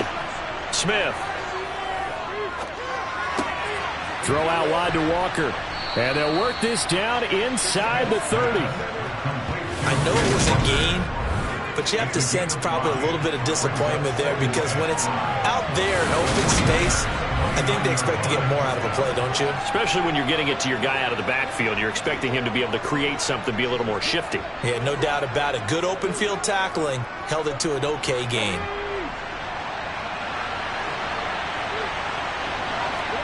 They'll fake the handoff. Now Smith. Repeated the last play, finding Walker. And he'll be out of bounds, able to get it down to the 25 there. So give them 5 yards there on the pitch and catch. And they'll be faced with a 3rd and inches. Not only did we just see back-to-back nice gains, but we're also seeing the confidence rise, not just for the guy who caught it, but the guy throwing it as well. And these back-to-back catches here out of the backfield, that can set something up downfield in a later sequence, right? A lot of the time, it starts to draw the defense closer to the line of scrimmage. So to your point, show this swing pass, show this check down. Maybe later on you heave one deep when you catch him close to the spot. They're able to convert on 3rd down, and that sets up a 1st and goal. At carries like that, that's how they're going to continue to salt this thing away here, Charles, in the 4th quarter. Yeah, how about that? A new set of downs. Clock continues to move. No better way to close out a game than to tap those mastodons you have up front and say, guys, keep pounding them. Let's keep the ball, keep their offense on the sidelines, and let's close this one out. Here's Walker. And they'll get this from the 8 to the 5. Pick up a 3. That's good power football on 1st and goal. A lot of teams will throw from there, but that's a nice job to chew up a few more yards and get yourself closer to the goal line. If nothing else, they've already taken a couple minutes off the clock here already as they come up 2nd down. Smith now to throw. Touchdown! Tyler Lockett with his 2nd touchdown of the afternoon. And the Seahawks have opened up a 2-touchdown lead here in this 4th quarter. Well, that's just how they drew it up, CD. His first read was there, got it to him quickly, and into the end zone. Absolutely excellent execution by all involved. And the coordinator, yeah, I give him credit, found the perfect play call. Quarterback let it fly as soon as the target came free, and his guy made a nice catch. Just how you draw it up in practice and then execute it in the game. Extra point up and through by Myers. And the lead now up to 14. 49ers 17.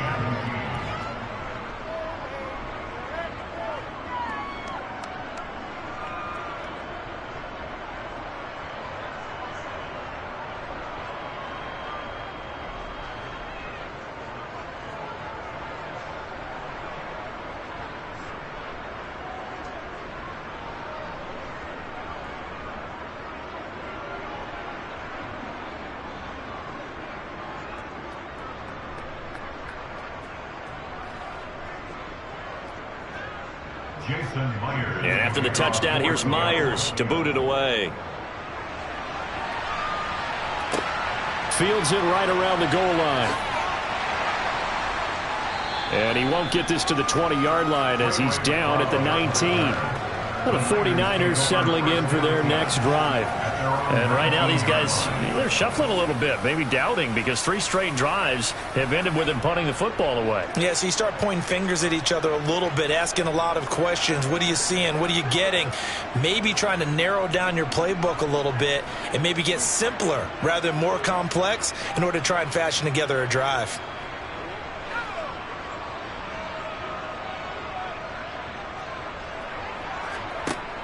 They start on the ground with McCaffrey, and he'll be taken down at the 20 after a gain of just 1. I think if they want to start getting back into this game, it behooves them to get better on 1st down. Yeah, certainly not what they were looking for there out of the opening play of this drive. The run only got a yard. Here's 2nd and 9. Throwing here, Purdy. That's caught by Jennings. And they'll get 8 out of this before being stopped at the 28.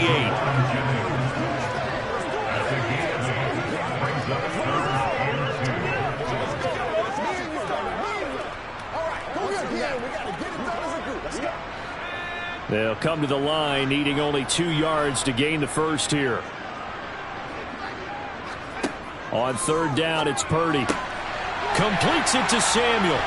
And they get him down, but not before he takes it across the 40-yard line. A little surprise pays off on 3rd and 1. Pass instead of run. Gets him 15 yards. All right, this is the time of the game where they're down a couple of scores, and they've really got to get some yards in chunks. And they know the defense doesn't want to give those up, but they've got to find a way to take them anyway. Now the question is, can they string a few of those together?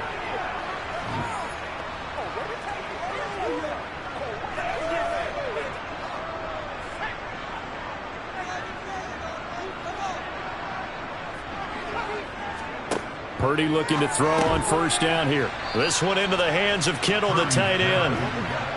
They'll give him 4 yards there, and it'll be second down. Fourth quarter, every drive's so critical, and you figure may only get one more shot after this, so a touchdown's imperative on this drive. It is, but you also have to think to yourself in play calling, don't hold anything back. Don't save it for the second touchdown. You got the first one for the second one to even matter.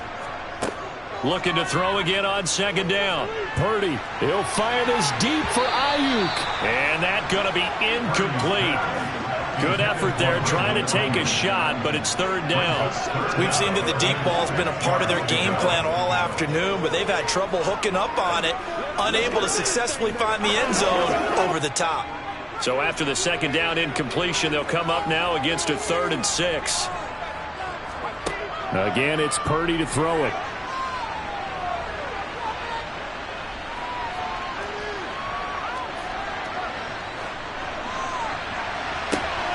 Open man is Ayuk, complete.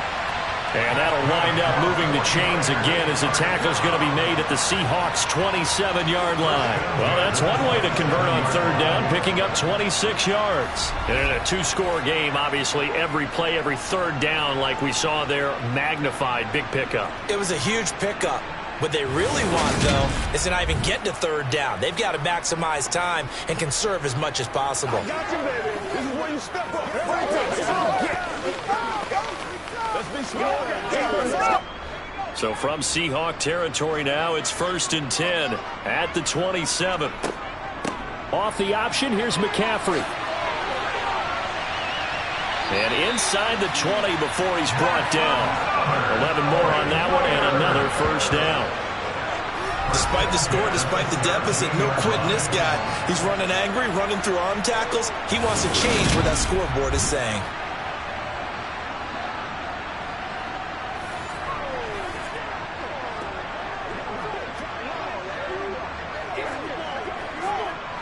So from the 17 now, here's a 1st and 10.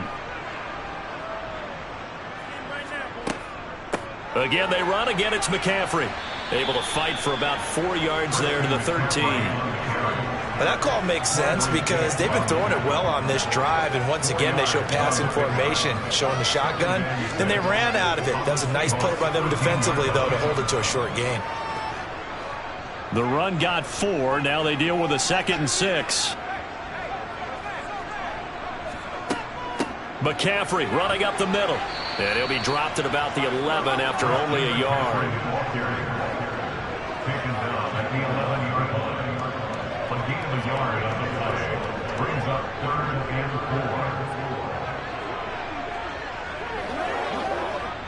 4. This offense has converted 2 third downs on this drive already. This is 3rd and 4. Purdy. Over the middle, complete to Samuel. And I don't think he got there, no. He's short by maybe a foot, maybe. Call it 4th and inches. Well, it wasn't a big strike, but that completion put them in really great range. What do we have now, 4th and inches? Yeah, it's not more than a half a foot. You know what I would do here? You would always go for it. I'm one of those guys.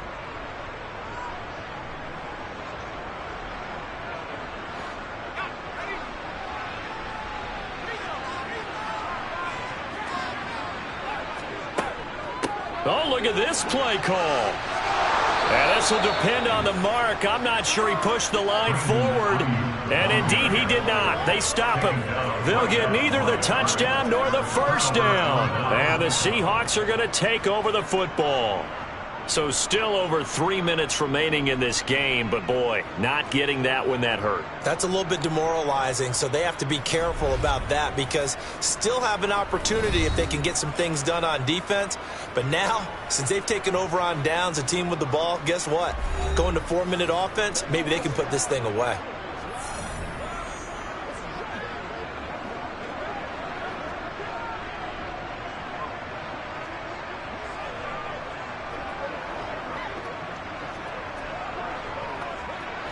They're coming out with a jumbo package to start the drive. Here's Walker to start the drive. And he will take this up to about the 8-yard line. Just a yard on the first down carry, so it's 2nd and 9. And when do they start thinking about burning these timeouts? They've got all 3 still defensively. To me, you have to start right now. Here's the time, and that means you've got to stop them on defense, not give up the yardage, use your timeouts in order to get the ball back and try and score yourself. But now is the time to start using those timeouts. And keep in mind, it'll also stop the clock at the 2-minute warning.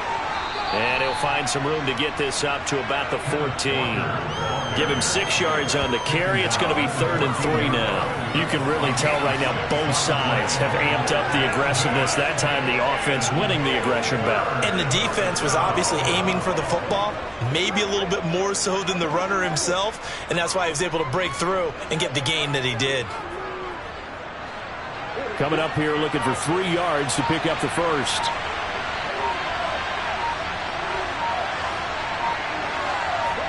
Smith on 3rd down. He's got his tight end fan. And he is going to have a Seahawks first down as they convert on 3rd and 3 with a nice gain of 7 yards. So it's Seahawk football as we march toward a conclusion. And no doubt what they're looking to do is just salt away the final couple of minutes and escape with a win. Walker now on 1st and 10. And he's brought down, getting this one up to about the 35. And we're going to stop play here, at least momentarily. It looks like there is a 49er who's in some discomfort. While they come out and take a look at him, we will step aside for just a moment.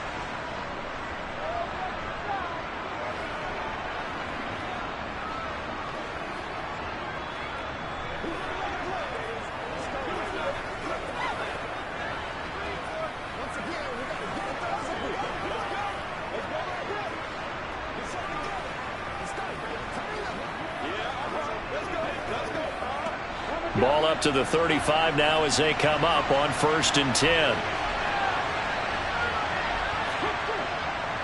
Back to Walker on 1st down. And he'll get this one up to about the 39 here. And now we're going to get a timeout defensively. So another stop, 1:50 left in the football game.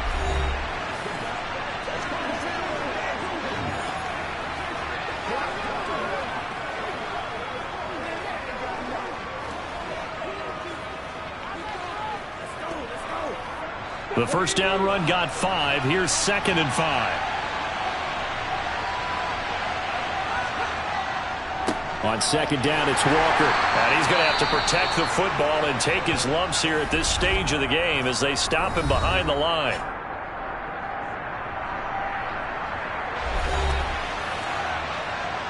Let's go, y'all.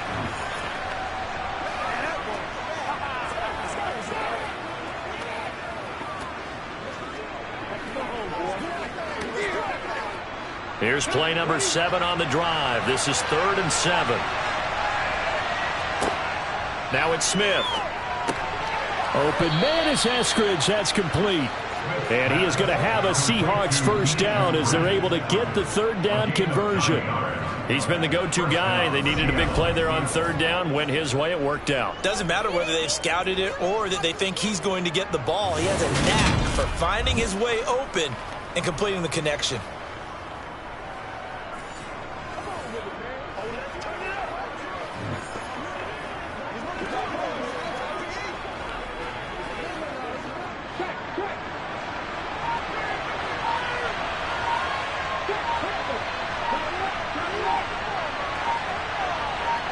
The Seahawks in victory formation as they go ahead and take the knee.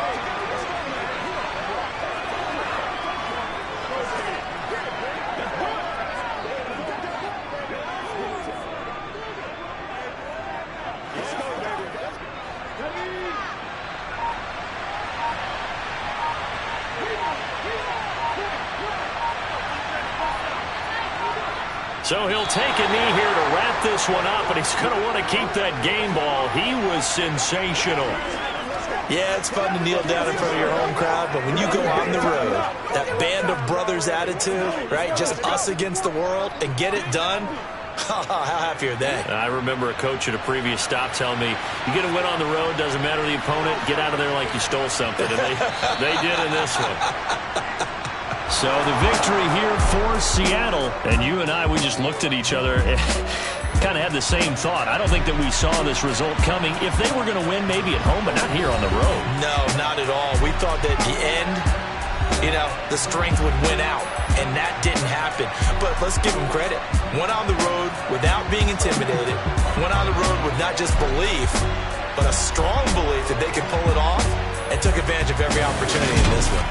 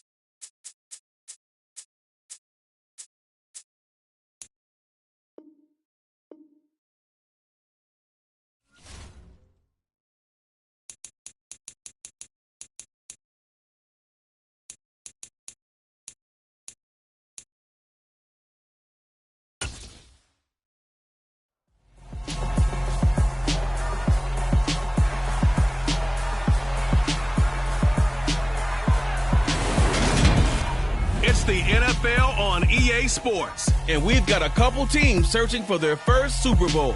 It's the Los Angeles Chargers and the Jacksonville Jaguars, and it comes your way next.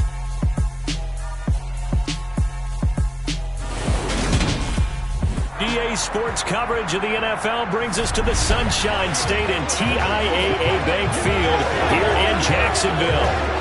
Tonight, we've got a good AFC matchup on tap between the Los Angeles Chargers and the Jacksonville Jaguars.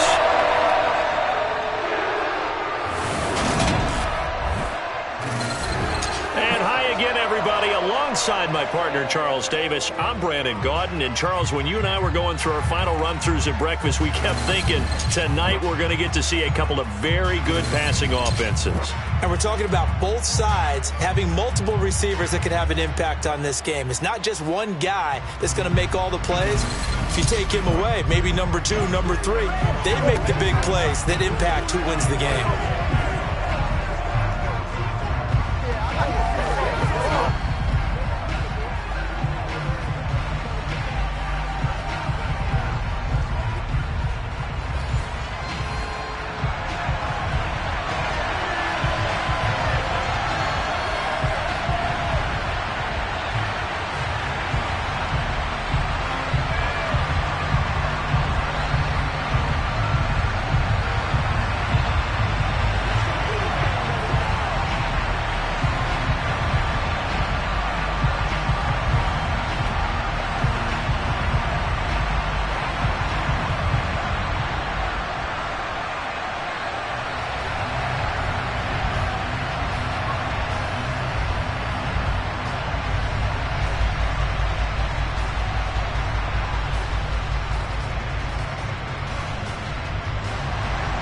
The punter Logan Cook set to start the proceedings, and we are underway here in Jacksonville. And the opening kickoff will not be returned, as that will be a touchback. Here are the Chargers ready to go on offense, led by their first-round pick in 2020, the man out of Oregon, Justin Herbert. And he is just absolutely marvelous to watch throw football. That's something I could do all day long, watch him throw routes versus air. But he's even more impressive when there are bodies on the field, and he's creating with big throws downfield.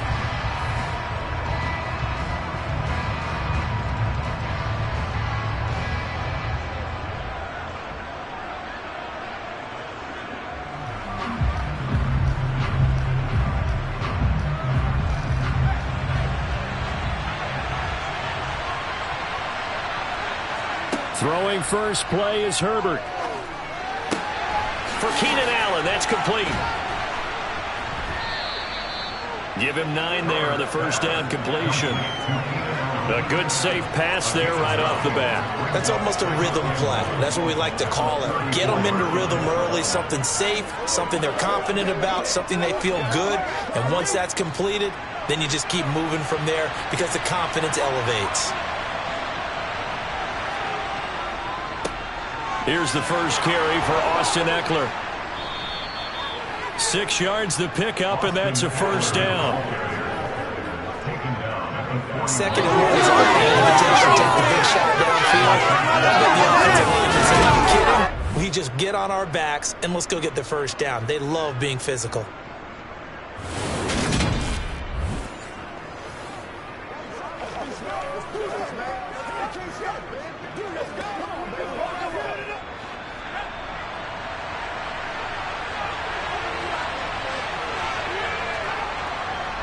First down, and they stick with Eckler. And he'll work this forward for about 3 at second down. Yeah, I don't know if it's exactly a win-win, but if you're on offense, you'll take that kind of a run, all right? It was kind of stacked up, found a little bit of yardage, and frankly, they're pretty close to staying on schedule on offense. The playbook is still open for the coordinator. On 2nd and 7, Herbert. They'll find Everett there, complete. And he's able to take it across midfield before going out of bounds. A 10-yard pickup, and it's enough for a Charger first down. For a tight end, he's got good straight-line speed, and on that route, he's often the guy that gets overlooked. Nice job there of finding him in stride for really good yardage.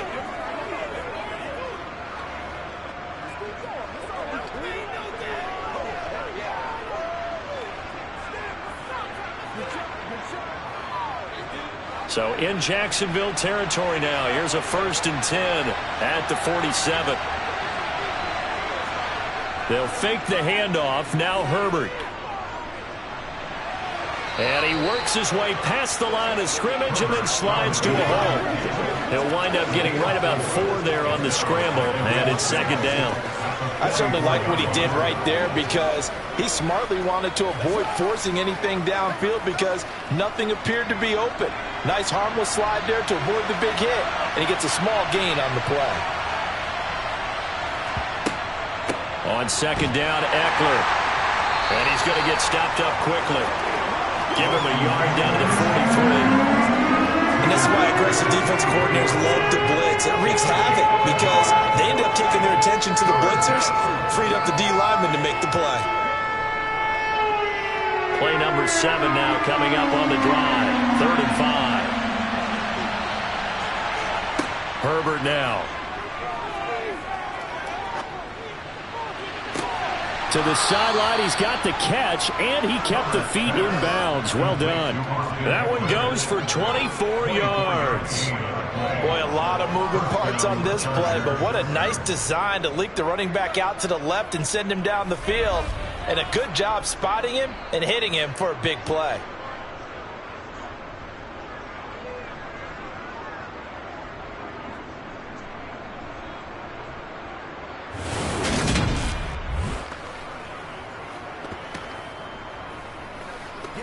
What's the deal, y'all? Let's go. So from inside the 20, here's 1st and 10 at the 18. Herbert operating from the red zone. And his throw's going to be incomplete. It certainly appeared to be a play call where they were just trying to make second down, second and short. I think they thought the coverage was off a little bit more than it was. Nice job there pressing up on it and forcing the incompletion.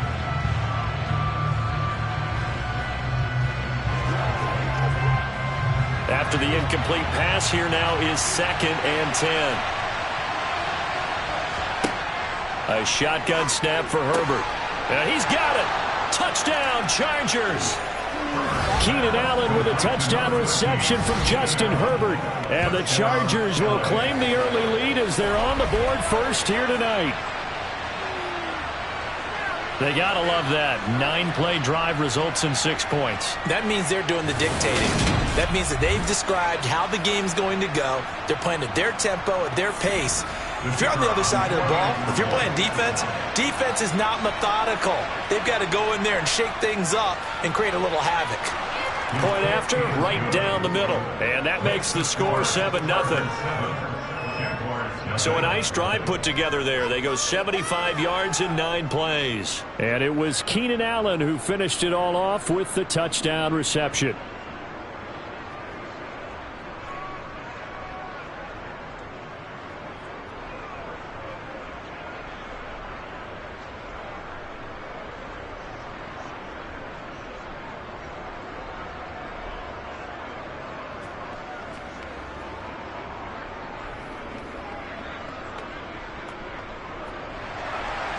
The kickoff team on the field now as they will send this one away. Taken in at the 3. And good coverage there on special teams as they'll get him down shy of the 20. So here are the Jags now set to get their first drive. They'll be led out by the first overall pick from a couple of drafts ago, former Clemson Tiger Trevor Lawrence. And you want to talk about enormous expectations being placed on a quarterback. How about what Trevor Lawrence faced coming out of college? But the good thing for him, he's used to it. He had the same type of expectations leaving high school and going to Clemson. They always expect him to be a franchise savior whatever team he joins. And to his credit, he shouldered those expectations and he's doing everything in his power to follow through. Lawrence bringing the Jaguars up 1st and 10 at their own 19-yard line. They'll start on the ground. Etienne stopped at the 24-yard line after a gain of 5. Well, it's time for them to be good teammates right here. And what I mean by that is possess the ball for a little while. Get at least 2 first downs. Give their defense a chance to settle down a little bit after they give up a touchdown. 2nd and 5.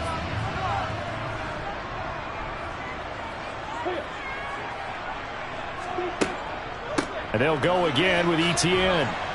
Some fancy footwork, but not much room to operate. Just up past the 25 and no further. Still a couple yards short of the first as the 3-yard gain brings up a 3rd down.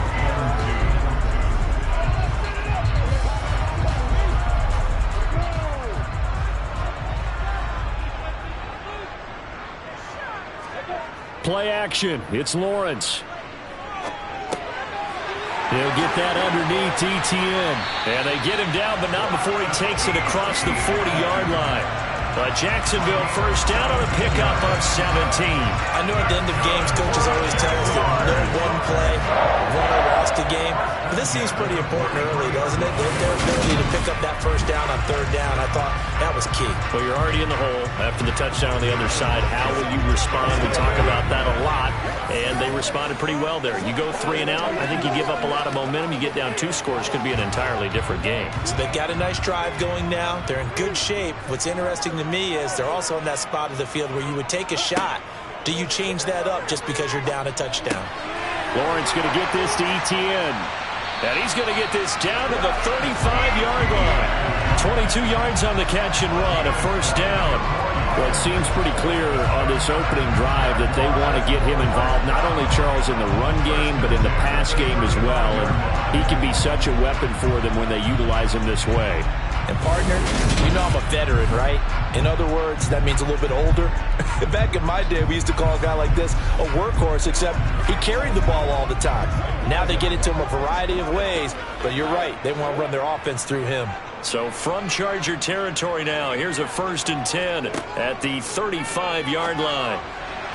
And that is caught on the right sideline, but out of bounds, says the line judge. The throw took him a little too far. It's 2nd down. Well, it looked like a march to the end zone has hit a momentary roadblock with that incompletion. No need to panic. They just got to come up with a high percentage play call and see if they can get their offense back on track.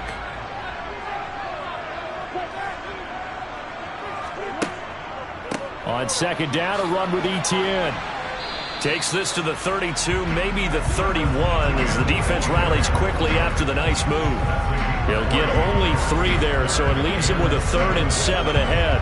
Pretty good little two-play sequence there. You force the incompletion, then a very short pickup. Yeah, now maybe you bring in an extra defensive back or two because you want to try and defend on third down. They like to play those nickel or sub packages, don't they?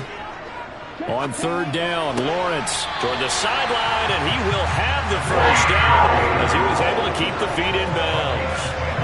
Give him 10 yards there as this offense is on a roll. This drive continues to plunge forward. Solid opening drive so far, Charles. They've moved this football into field goal range, but you know that they want to cap this off with 6 and not 3. Absolutely. As one of the better coaches in the league always tells me, on offense, I want their body blows all game long and finish it with uppercuts. Well, here are the body blows right now. He's hoping in one uppercut will take care of the end of this drive.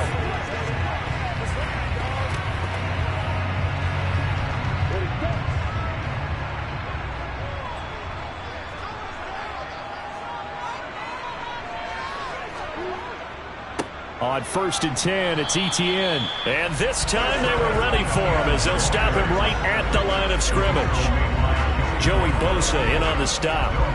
We talk about defenders, specifically linebackers, keeping their eyes in the right spot. He had that eye down the entire time. And you know that's not easily done because they throw a lot of misdirection at you. They try and fool you and get your eyes in the wrong place. But you're right about that one. He correctly figured that one out and made a really nice play. Calling no gain on the run there, and now they'll be looking at a third down. Defensively, we always know that he is tough in run support, and I think the way that he gets there is he understands what an offense is going to do before the ball's even snapped. A great job of scouting prior to the game, then reading, reacting, and taking the right path to the ball carrier. Now Lawrence to throw. And this is going to be incomplete. You can tell they wanted to get that ball downfield, but they had nothing working in the secondary, so he dropped it off to the running back. That one ended up incomplete.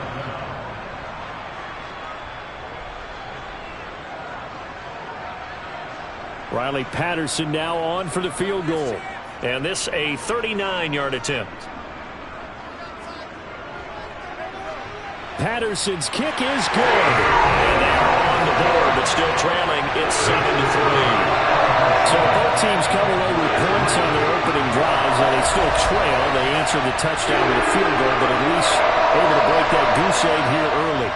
And that is what's important, right? Because they didn't let that initial touchdown go unanswered. Took the ball themselves, moved it downfield, and put it through the post for 3 points.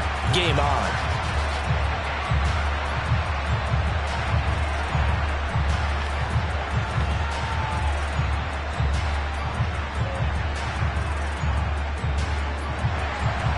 The lead cut to just 4 as they kick it away and turn things over to their D. Taken at the goal line.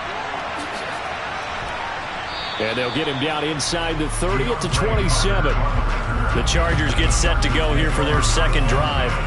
And as the offense begins another drive here, pretty simple, Charles. They want to carbon copy what happened the last time out when they ended their drive in the end zone. You're right about that, partner. Sounds pretty simple, doesn't it? Just score again, but we know it's not that simple because we don't just make adjustments at halftime if you're a good football team. You spend that time on the sideline, you study what's on the notes and the tablets, and you make those adjustments to prevent a repeat of the last drive. Series to series, the best teams, that's how they get it done. And we'll find out here soon enough whether those adjustments are enough defensively. And they get him down, but not before he takes it across the 40-yard line. 15 yards is the pickup there, and the drive starting very nicely. First down. Someone's sharp in this game. I mean, a touchdown pass on the first drive and comes right back, and he's flinging it around really well here. Really nice throw there to pick up the first down. You kind of just feel a laser focus and confidence about him, and I think we saw that this week, didn't we? Talking to him and the coaches, they felt good about his performance coming up. Yeah, I was really impressed with that last practice we saw when they went through 2-minute drill, when they went through all the different situations. Ball hardly hit the ground. And I thought, yeah, he might be locked in for this one. On first down, Justin Herbert. Out left, he's got it to Everett. So the completion good for 6 yards. And that's going to bring up second down. Nice rhythm throw there on first down. He located his tight end, made a nice easy pitch and catch. Hoping he could break a tackle or two. Wasn't able to do that there, but still good yardage. Working with a 2nd and 4.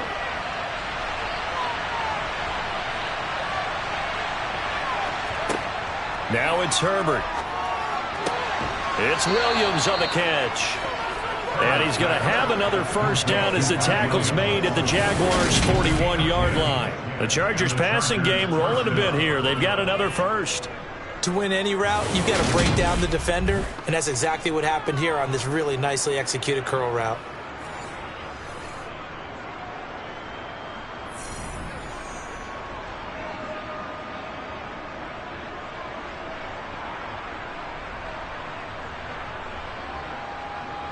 So in Jacksonville territory now. Here's a 1st and 10 at the 41.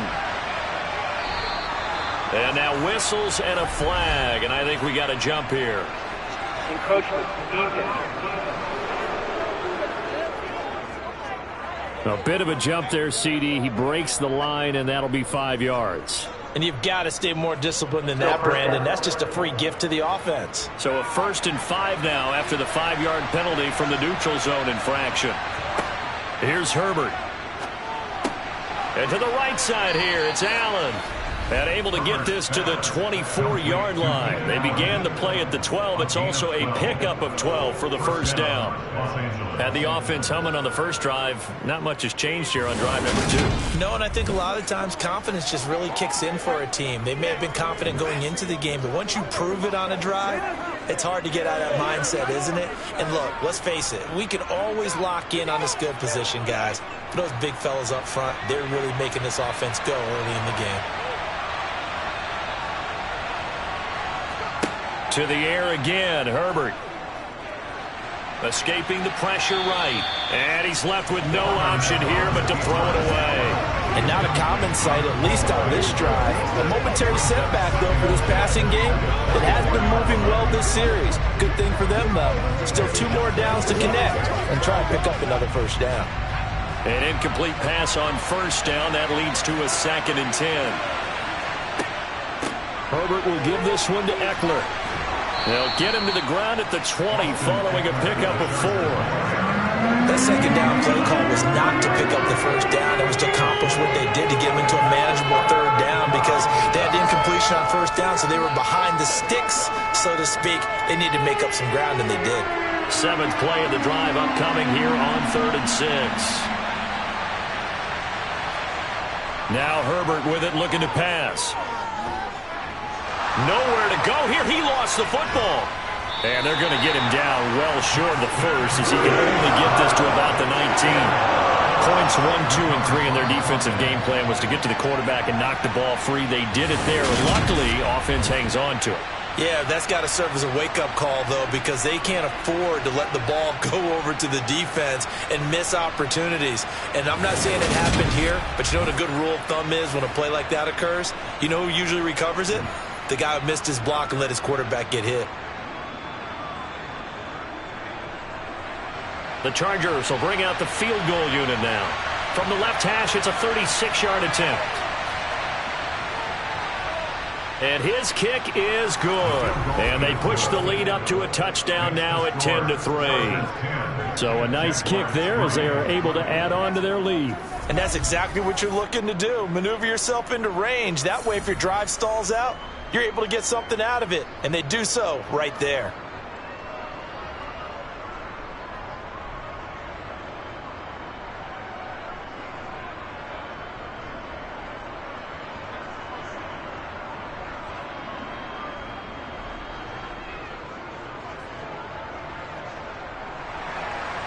The kick unit on here for the Chargers as they will send this one away. Fielded just outside the goal line. And he'll be stopped up at the 25. So time to see Jacksonville again on offense for the 2nd time here in this game. And last time able to get 3. It's not what they wanted. They wanted 6, but they got at least something. They mustered something out of the drive. They'll take it. I like the way you've described it. Not ideal, but they'll take it. Anything to put some points on the board. But this time on offense, they don't even want to see the field goal kicker trot on the field. They want that ball in the end zone. Yeah, they'll be going for 6. Now Lawrence on first down. Looking downfield for Jones. And that is incomplete. Took a shot there on first down, but he couldn't reel it in. Well, they certainly came out firing in this one, and while that one was incomplete, I can't imagine that'll be the last shot that they take in this game. So following the incompletion, here's 2nd and 10 from the 25. Here's Lawrence to throw. And the Chargers rush is going to get there. Down he goes. It's Khalil Mack that time, shooting in there to get him to the ground. And this is what you've got to do against a quarterback like him. You've got to keep him and not let him get to the perimeter, because once he gets outside, that's where he can really hurt you.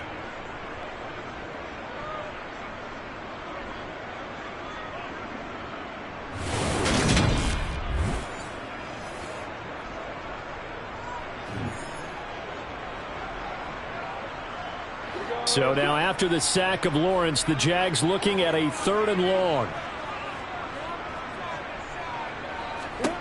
Now on 3rd and long, they'll look to throw. Now he lets it go deep for Kirk. And unable to connect. Incomplete. I'll give them credit. They took their shot, but it's going to bring up 4th down. Oh, I thought he had that one, and that was nearly a big 3rd down conversion to give this drive some life. Instead, they're on the spot and help separate the receiver from the ball. On 4th down, on is Logan Cook to punt. DeAndre Carter back deep.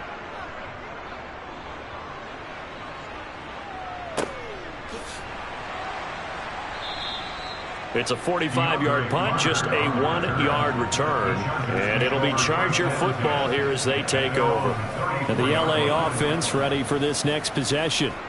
And they split the uprights last time for 3. They've got the lead. They're not going to play this conservative. They're not hoping for another field goal. They're hoping for a touchdown. I'm with you on that one. I like where your head is. I like the way you're thinking, because you're exactly right. Trying to sit on a lead and play that way, that doesn't work too well for most teams. Run your offense. Run what you do best. Exactly. Put it all the way down and try to increase your lead in a big way. And the best way to do it, touchdowns. And able to get this one across the 45 before he's brought down. Give him 13 yards on the opening play of the drive and also give him a 1st down. That was good protection there. No, that was great protection there, because it allowed him to lock in on his receiver, although I think he was looking for his tight end on the corner route all the way. Nice connection there for a really nice gain.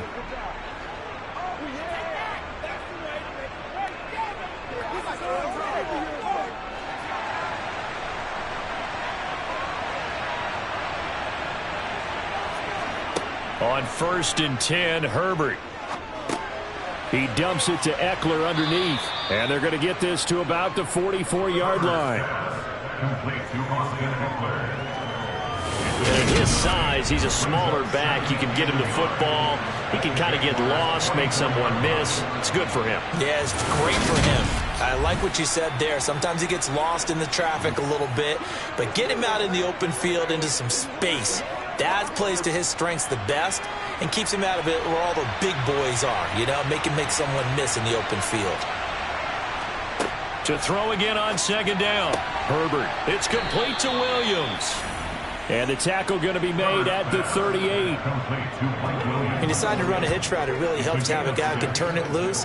And, boy, he rifled one in there on that one. Not much run after catch, but it worked really well.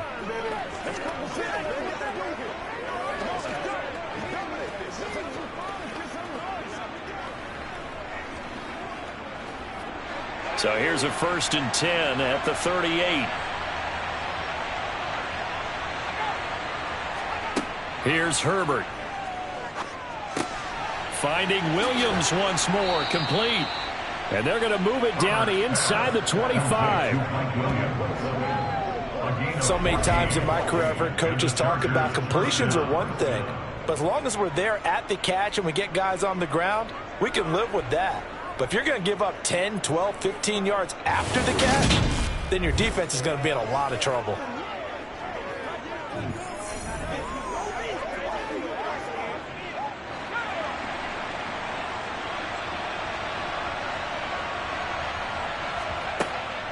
Running on 1st down, Eckler. And not much. Maybe a yard down to the 23. No doubt about it. A really nice job there by the defense, not allowing him to get to the perimeter. But that means your defensive ends, your outside linebackers, the guys that you pay big money to sack the quarterback, they also have to have interest in the running game as well. And they did a nice job there of holding the point of attack and not giving ground. Eckler going to get it again on second down. And some determined running there as he'll pick his way down to the 12-yard line. It's a gain of 11 and a first down, L.A. First down, Los Angeles.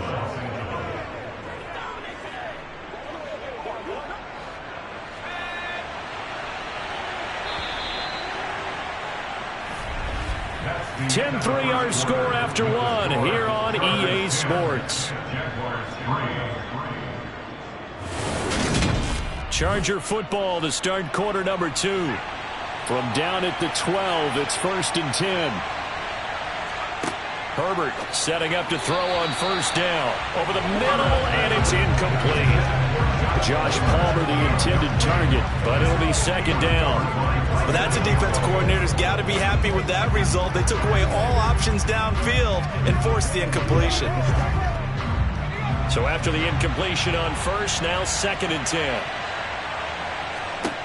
Herbert. Got his man complete over the middle. That's Williams. 9 yards, not quite enough, and they'll be left now with 3rd and 1. Simple drag route here, lined up out left and tried to work his way back across the field. You probably saw me twitch there, partner, because I think he wanted the ball a little bit sooner. By the time he looked it in, defender was right on him. 9th play coming up here on this drive. This is 3rd and a yard. Back to throw here, Herbert. Got a man, it's Allen for the Charger touchdown. Keenan Allen with his 2nd touchdown here in this first half. And the Chargers go up by 2 touchdowns. There was no going through the progressions on that touchdown pass. Yeah, nor was it necessary. His receiver won that route early, presented himself. No reason to wait. Go ahead and put it on him and score a touchdown. Extra point attempt to come here.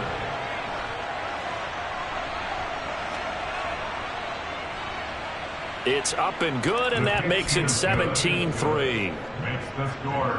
That time, a 9-play drive. And it was Keenan Allen who finished it all off with the touchdown reception.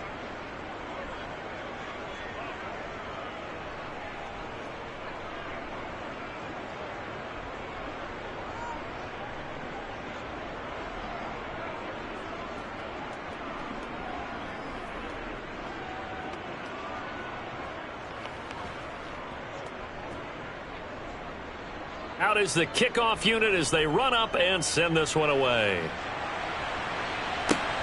Taken in at the 3. And he'll get it up past the 20 to about the 22. And it appears we have a Charger shaken up on that last play. The medical staff will attend to him, and we will step aside.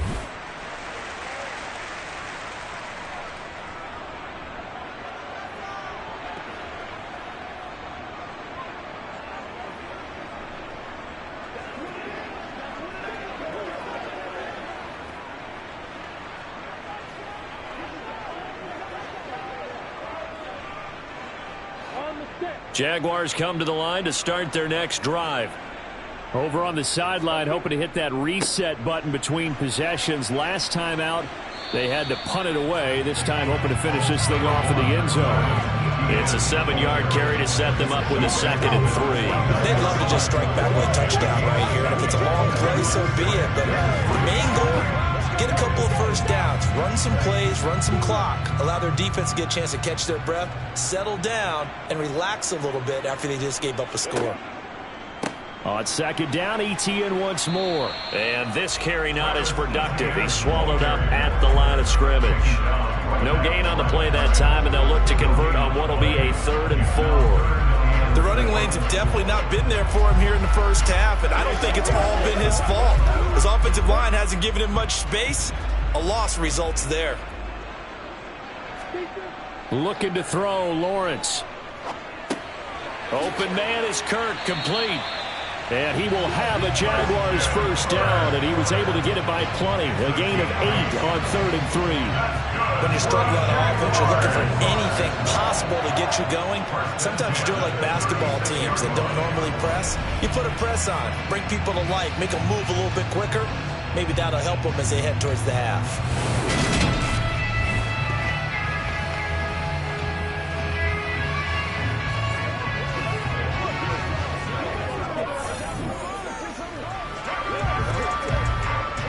So from the 36 now, 1st and 10. Now Lawrence. Completing it here to Marvin Jones. And he'll have it past midfield almost to the 40 before being taken down. And a nice gain of 21 yards. These guys have definitely been outplayed in the first half. I like their countenance. I like the way that they haven't panicked out there, the way they're carrying themselves. They were starting to move the ball, and what you have to do, maintain your poise, and start to put together some drives.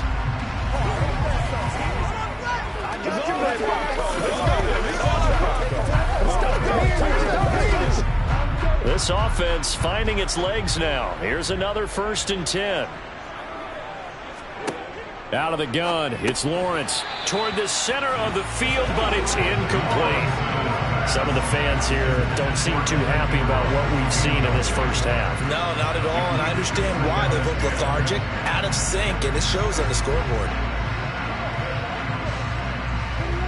So now 2nd and 10 after the incompletion on 1st down. Again, it's Lawrence. And this one is going to be off the mark, too far out in front. So another incompletion there. He's hitting on fewer than half his pass attempts in this one, and that is not a winning formula. Yeah, so let's make sure we give a little bit of credit to the defense here. They're giving him a lot to think about, a lot of different looks, and he seems a little bit confused trying to complete passes. The Jaguars on 3rd down. They've converted 3 out of 5 thus far. This is 3rd and 10. Here's Lawrence. Looking downfield for Jones. Pass incomplete, but the flag in the backfield, and this might be a roughing call. Personal foul, roughing the tackle, defense.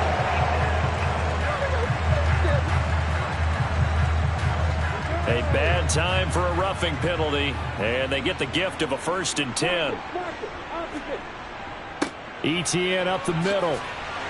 And a hard-working run here as he's got it inside the 20, down to the 17. 10 more there and another 1st down. I think they like this drive a little bit better there, partner. Running game helping out, picking up some of the slack. Because remember the last drive, they went 3 and out.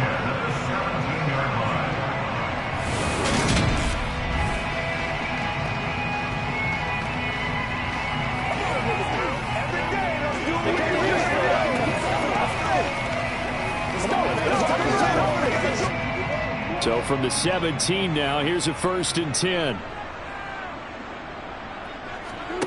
From the red zone now, they'll look to throw. He's going to be sacked. Back at the 23-yard line.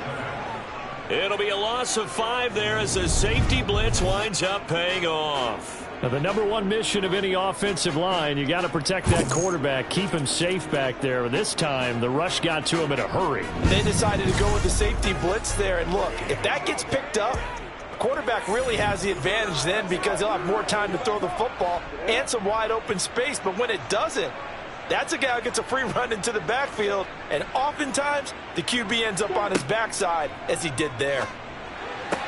He completes it to Jones. And he's going to be marked down just outside the 10. And that was yardage that they needed there after the sack on 1st down. They didn't get all of it back, but now they look at 3rd down as a manageable situation, one that they have a much better chance of picking up.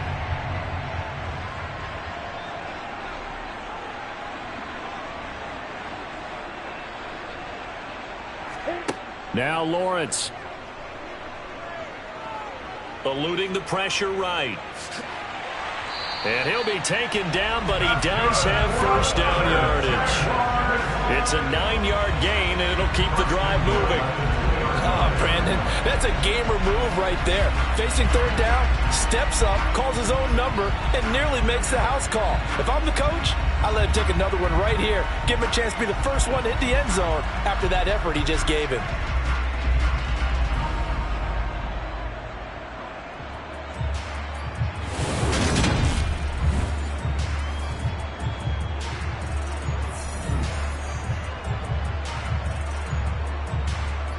First and goal, and they got to be thinking a chance to get right back into this football game. They go play action now. Lawrence. And he is going to go down. Back at the 11-yard line. Credit the sack to Joey Bosa. Well, if you're going to throw the ball on first and goal from the 2, the worst thing that should result is an incompletion for you offensively. But, Brandon, this is a different type of football. Back in my day, first and goal from the 2, a lot of big people with big neck rolls, they were on the field trying to ram it into the end zone.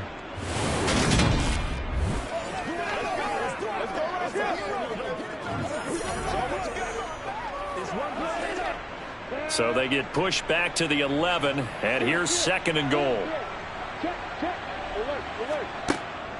Straight ahead, Etienne. And he is going to be stopped cold behind the line of scrimmage. Officially, it will go as a 1-yard loss, and that's going to lead to a third down. This defense is really flown around in the first half. They've gotten to the ball carrier before they can really get started. Offense got to come up with something else in order to try and get this running game going. This has been a long drive. You got to figure a field goal would be a letdown. Can they convert now on third and goal? He'll get this out to the flat for Etienne. And he'll be brought down this time at the 5-yard line. That one good for only 6, and it leaves him with a fourth down.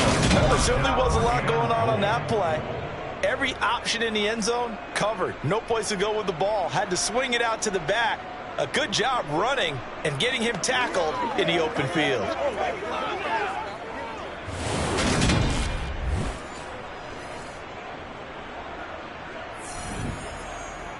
Riley Patterson now on for the field goal. From the right hash, and this one just a chippy. Patterson's kick is good. And a second field goal here gets him back within 11 now. It's 17-6. So the margin shrinks a bit as back-to-back drives here for him and with field goals. Yeah, we know no one's turning down 3, especially in the first half, but you've got to finish these drives in the end zone. That's got to be a priority. Nice to have a reliable kicker, but outside of his agent, you know you'd rather him kick 1-pointers instead of 3-pointers.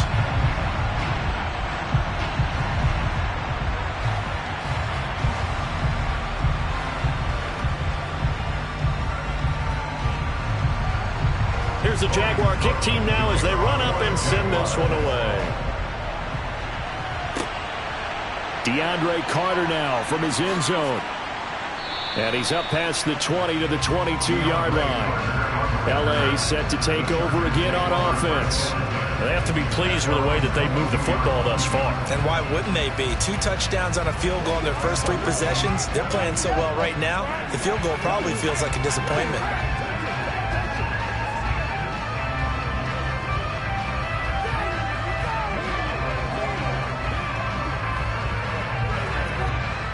Herbert and the Chargers now with a 1st and 10. At their own 22.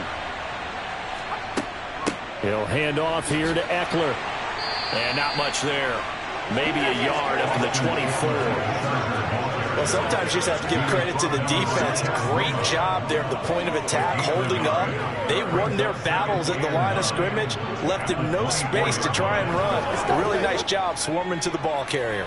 Here's 2nd and 9, just a yard on that last run. Draw play, it's Eckler, and nothing doing. He's immediately taken down at the line of scrimmage.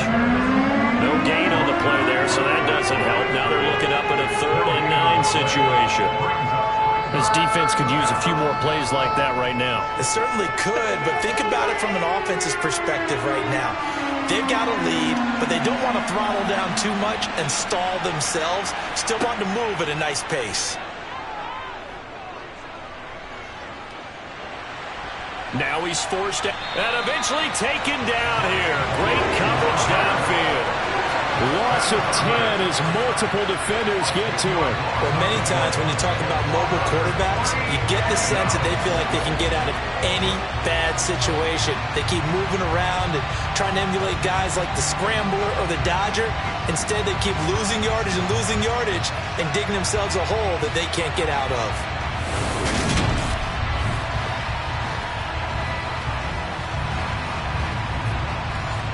On 4th down, J.K. Scott ready to punt it away. Jamal Agnew is deep to return it. It's fielded at the 45. 39-yard punt, 6 yards on the return. Now the Jags will have great field position to start this drive as they take over on the short side of the field.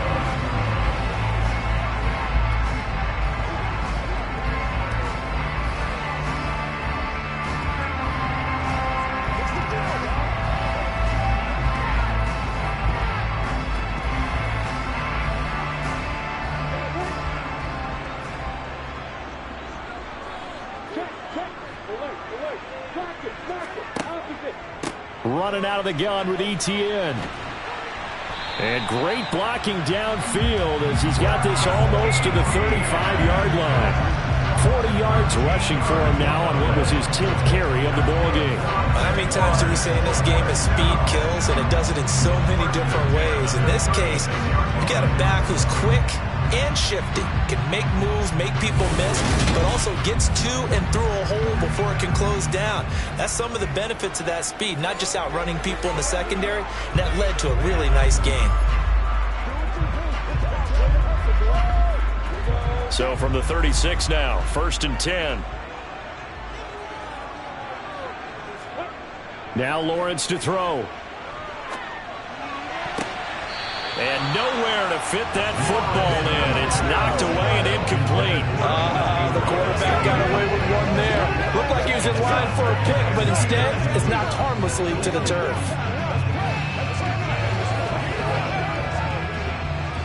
After the incomplete pass, here now is 2nd and 10. Lawrence. They'll try and set up the screen to ETN. And not much happening there. He's taken down, but a late penalty flag in the backfield.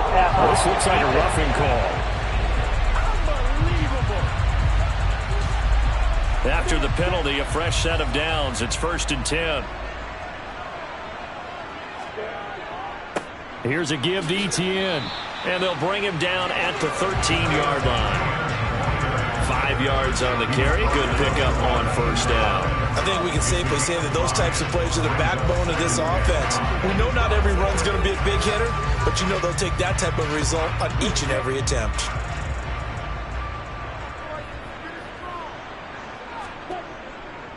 On 2nd down, ETN once more. And not able to break away this time as they're going to stop him right around the line of scrimmage. It'll go down as a 2-yard loss, and it brings up a 3rd down. Partner, one thing I was lousy at growing up, track and field, I could never anticipate the start before a race, but how about that backer? He figured it out, jumped the count, and turned it into a really nice play for his defense.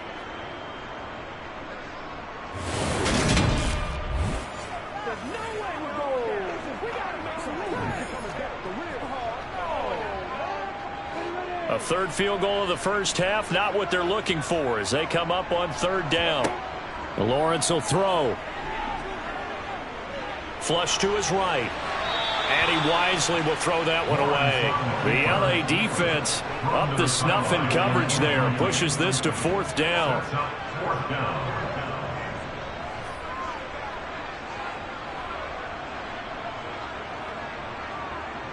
Riley Patterson now on for the field goal. From the left hash, just a 32-yard attempt. Patterson's kick is good. And that'll make this an 8-point game. So he's been a busy man here in this first half. That's 3 field goals for him now. And not just 3 field goals, but 3 for 3. So even though the offense has struggled a bit putting it in the end zone, they've still been able to come away with points due to his leg.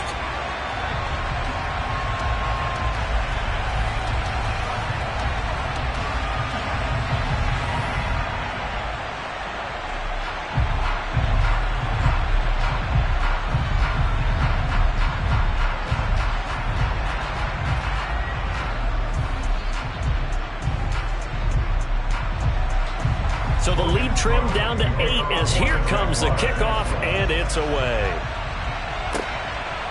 From his end zone, here comes Carter. And only able to get this to the 19, so probably should have opted for the touchback. LA readies for its next possession. Obviously not the intended goal last drive. They had to punt the football, but still they've got the lead here, and now a chance to add on to that lead if they can get points on this drive. 1st and 10 upcoming.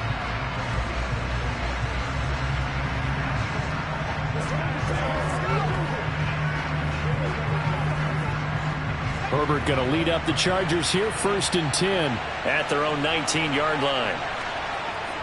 They started on the ground with Eckler. And he's got it past the 30 before he's hit and dropped. Nice way to start the drive. A gain of 12 and a 1st down. 3-4 defense, and that O-line really dominated the D-line on that play. And think of it this way. With a 3-4, you have a natural bubble over each guard because those guys don't have defenders over them. Oftentimes, if you want to run up the middle, they can get upfield and get on the linebackers right now, and that gives the running back a heck of a chance to get into the secondary.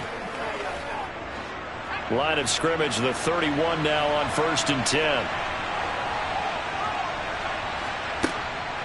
It's Eckler again. And the defense closes quickly there. It'll get maybe a yard to the 33. Oh, there's plenty of traffic waiting for him up the middle. But give him credit, he tried barreling through anyway. They're fortunate to get a yard out of that one. Ball at the 33, 2nd and 9. Now it's Herbert. Got an open man. It's Josh Palmer. And brought down, but not before reaching the 45-yard line. First catch for him. It's good for a dozen and a 1st down. And defensively, they were in zone coverage there. Do you have to be a little careful? You're losing playing against a good quarterback like he is to not play too much zone? Yeah, you have to be careful about how much time you're giving up. I think it's a good point you just brought up. So maybe if you still want to play zone, you go to a zone blitz scheme. And you can drop anyone out of your defensive front. Defensive end, defensive tackle. It doesn't matter. You just exchange someone to bring more pressure towards the quarterback and still try and cover downfield. On 1st down, Justin Herbert. That's again complete to Palmer. And they'll get to him after a gain of 7 to the 47. When you see zone defense and you know you've got a drag route on as your primary call, you got to be really careful as a passer about how far you let your guy go because he might wander into some tough coverage.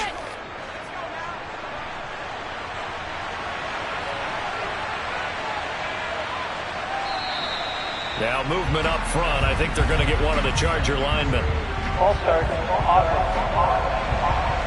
That flag accepted, and it backs the offense up a little bit. They were looking good on 2nd down, but now they're backed up 5 yards by the false start, and it's 2nd and 8. Up the middle with Eckler. And he's going to take this across midfield into Jacksonville territory. I really like the vision he displayed on that play because he saw there wasn't a lane to completely break off a huge gain. So he found where there was the most space and got what he could. A nice dirty run that's a positive play for the offense. The offense on 3rd down tonight, they've hit 2 for 4 thus far. Here it's 3rd and 3. They'll try to pick up the first with Eckler. And he'll get it inside the 40 to the 39. 54 yards rushing on 12 carries for him now. A gain of 9 yards. 1st down, Chargers.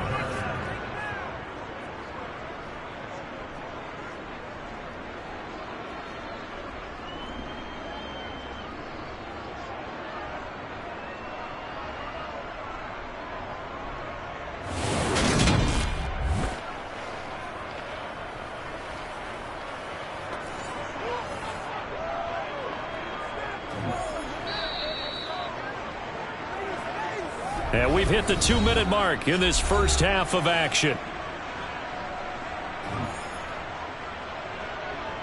So from the 39 now, they'll come up on a 1st and 10. Here's Herbert. That's complete to the tight end, Everett. And he's going to be marked down just inside the 35.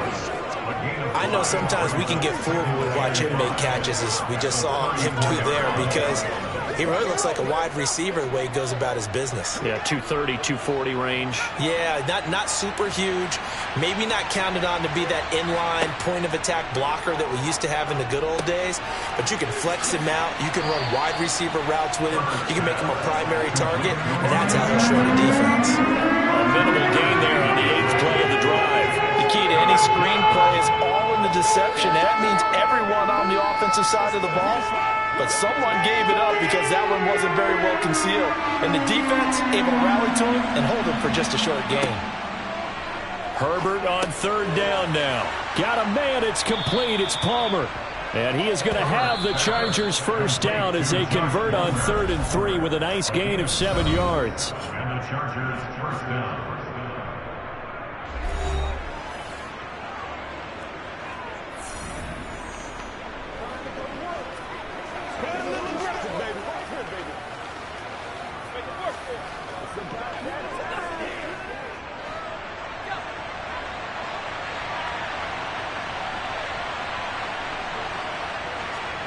On 1st and 10, Herbert.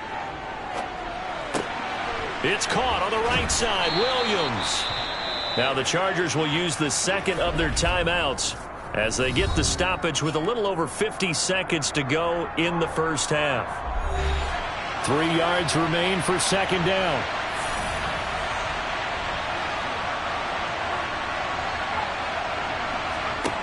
Again, Herbert. On the screen, this is Eckler. And all the way down inside the 5 to the 4. Sets him up nicely. 1st and goal. It was a pickup of 14. And this pass rush has really been bringing the heat and has already gotten home a few times here in the first half. So how about the play call there? Sometimes if you can't protect, you've got to fool them. Screen passes like that can take a little steam out of what's been a relentless rush so far.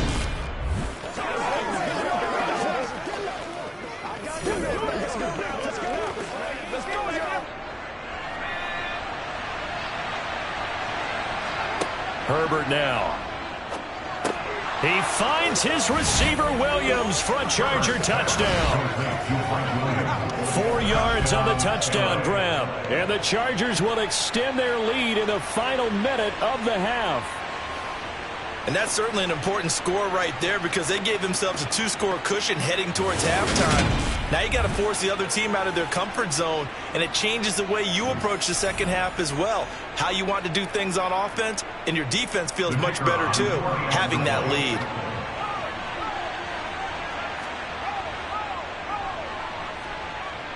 Extra point right down the middle, and the lead is up to 15 now. That one in the books as a 12-play drive. And in the end, it was Mike Williams who capped the drive with a touchdown reception.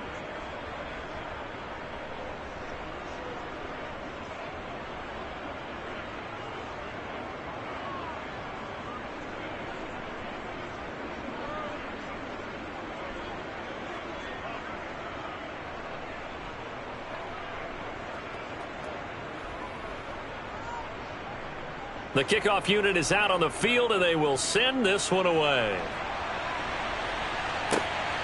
From his end zone, here comes Agnew.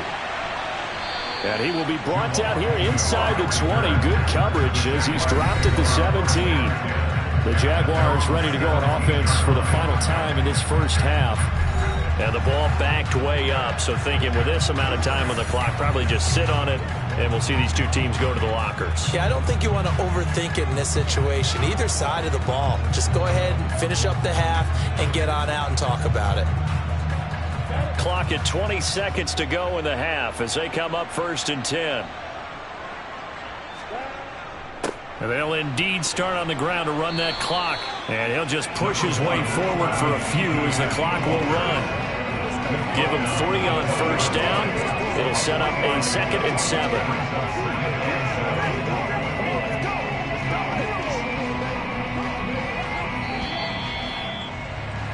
So we have reached halftime intermission with the visiting Chargers on top as we now go downstate to Orlando and check in with Jonathan Coachman with our EA Sports Halftime Report. All right, BG, thanks very much, and welcome one and all to our beautiful new downtown Orlando studios for this EA Sports Halftime Report. First, though, let's run through the next-gen stats for the Chargers in that first half. And it's been the passing game that's been the story. They have feasted on this secondary to the tune of 200-plus yards already through 2 quarters. Meanwhile, for the Jaguars, we check on their numbers on the ground in the first half, as they know they'll need to be better to overcome this halftime deficit. All right, Coach, thank you, and we welcome everyone back for quarter number 3.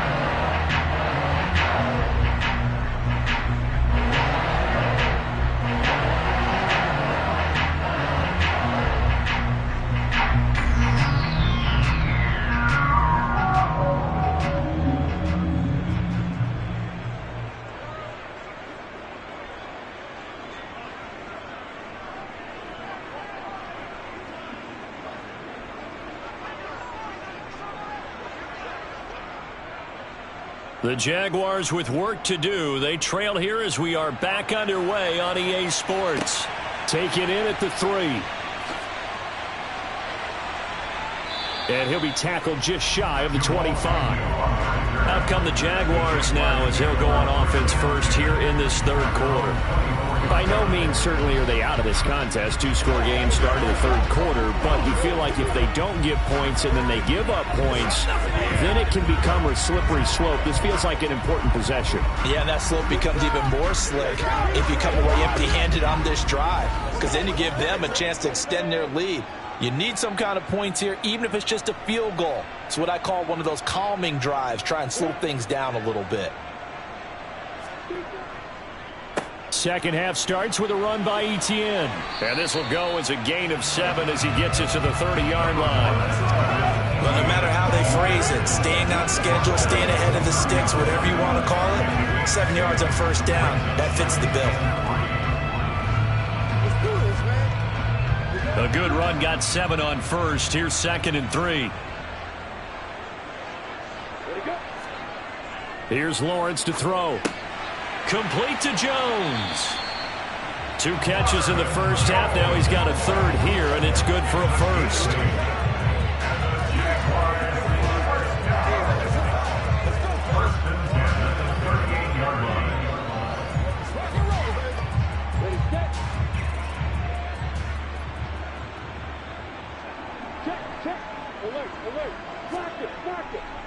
They'll try the left side with Etienne to about the 40-yard line. Oh, that's a real nice job there by the defensive front. They just engaged and held their ground. But how about the guy who made the play? We often talk about whether they take a good first step or not. Many times you just don't take any step. Just get your feet moving, get your body going, and then once he made the read, he was able to make the play. On 2nd down, Etienne once more. And only a couple for him there as the tackle is made at the 42. They know that old expression, it's not my night. It hasn't been his so far.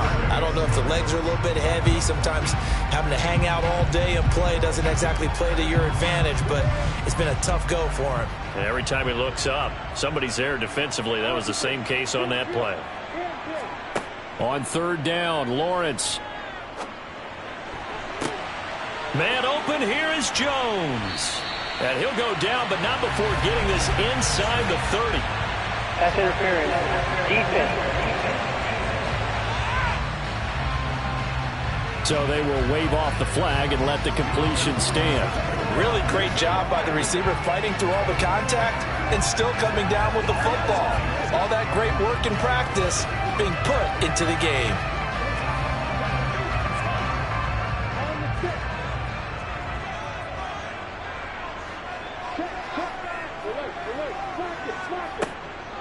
Etienne once more. Great footwork, but still wrangled down before reaching the 20. 5 yards is the tally on first down. That brings up 2nd and 5. And when you get good yardage like that on first down, it really does a whole lot of good for your entire offense. But I love the way he's finishing those runs. At the end of things, he's making sure he gets just a little bit extra. 2nd and 5 now. Lawrence finds his tight end Ingram. And he'll be marked down right at the 15-yard line. That was a route run not just with dexterity, but with intelligence. Found the hole in the zone, made sure the quarterback saw it, and was able to make the sure catch and flip the down marker back to 1.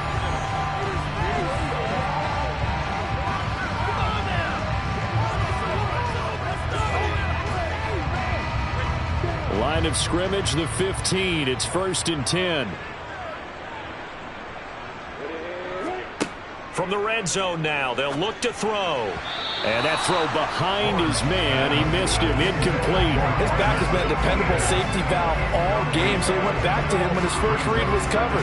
Just unable to connect, so the play results in no gain. An incomplete pass on 1st down. That leads to a 2nd and 10. Back to the ground with ETN. And now they're inside the 10 as he's brought down at the 9. 68 yards rushing for him now in the ball game. This drive is turning into an extended one, and the guy carrying the ball, he's becoming more like a body blows guy. Every carry is putting some damage on the defense. So after a while, I'm not too sure how many guys are going to want to run up and tackle him. Looking to throw, Lawrence. And this is going to be caught. No, they say it's incomplete. Another good drive, but it looks like another that might end in a field goal try. They've made some nice plays. They've given themselves opportunities, but as you noted, another field goal attempt coming up. And that's not how they want to end drives. They've got to figure out what's the final touch that they need to push it across the goal line. Yeah, still yet to find the end zone.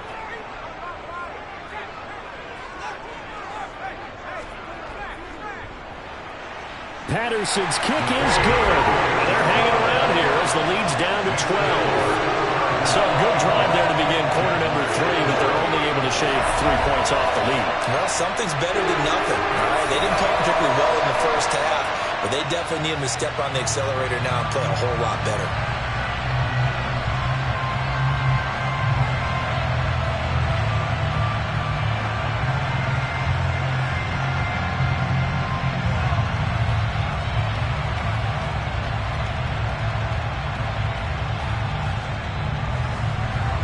Here's the Jaguar kick team now as they run up and send this one away. Taken in at the 3. And a decent return out to the 27-yard line. Now we'll look at the Chargers offense. They get ready for their first possession of the second half.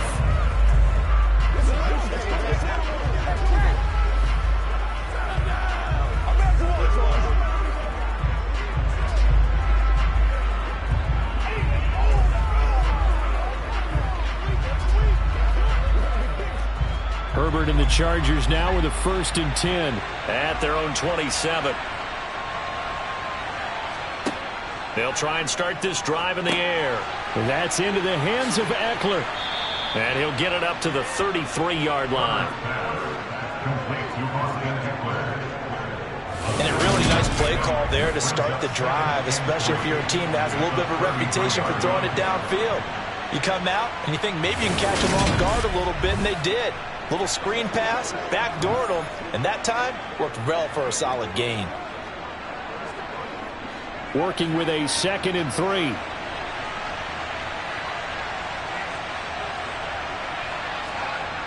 Herbert. Throw right side, complete to Williams. And he slips up past the 45 before being tackled. A Charger first there as Herbert finds Williams. I'll tell you what, a lot of those mid-range throws have been available because sometimes teams get too concerned about the deep ball and they leave too much space in front of them. And these guys have been taking advantage so far.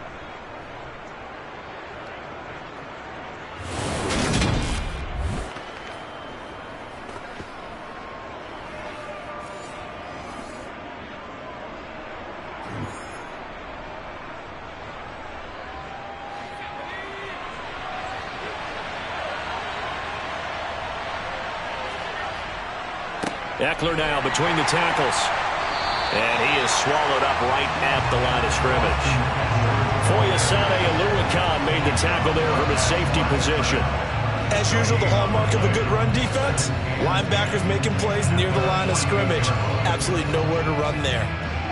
Officially nothing on that last run. They'll try again, 2nd and 10. Here's Herbert. Working the middle here. That's complete to Everett, the tight end. And they'll get him down on the other side of midfield. They gave up the completion there, but this is what zone defenses count on. Catching the ball and not much run after the catch. And the Jags have 5 in the secondary here on 3rd down. Now Herbert with it, looking to pass. Over the middle, and it's caught. Keenan Allen. And he is going to have the Chargers 1st down as they're able to get the 3rd down conversion. So he turned to a trusted, familiar face in that 3rd down situation. It paid off. Yeah, you go to your veteran receiver in that spot, so you can't underestimate him when he's on the field. Defensively, make sure you know where he is because he understands how to get open in key situations.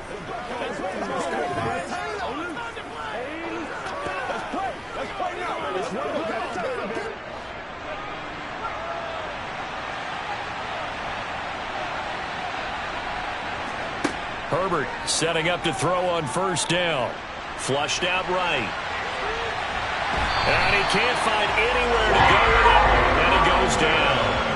A loss of 3 on a sack made by multiple defenders. Well, speed is definitely a calling card if you play cornerback in this league, and he does a terrific job there of hustling in quickly to make the play. And that is a situation where in a defender's mind, you just have to pick a point on the football field and think to yourself, I'm going to sprint full out and meet him at that point. Sometimes it works, sometimes it doesn't, but he had the play diagnosed perfectly there. And his top speed, as computed by Next Gen Stats, not bad. He was pushing 20 miles an hour.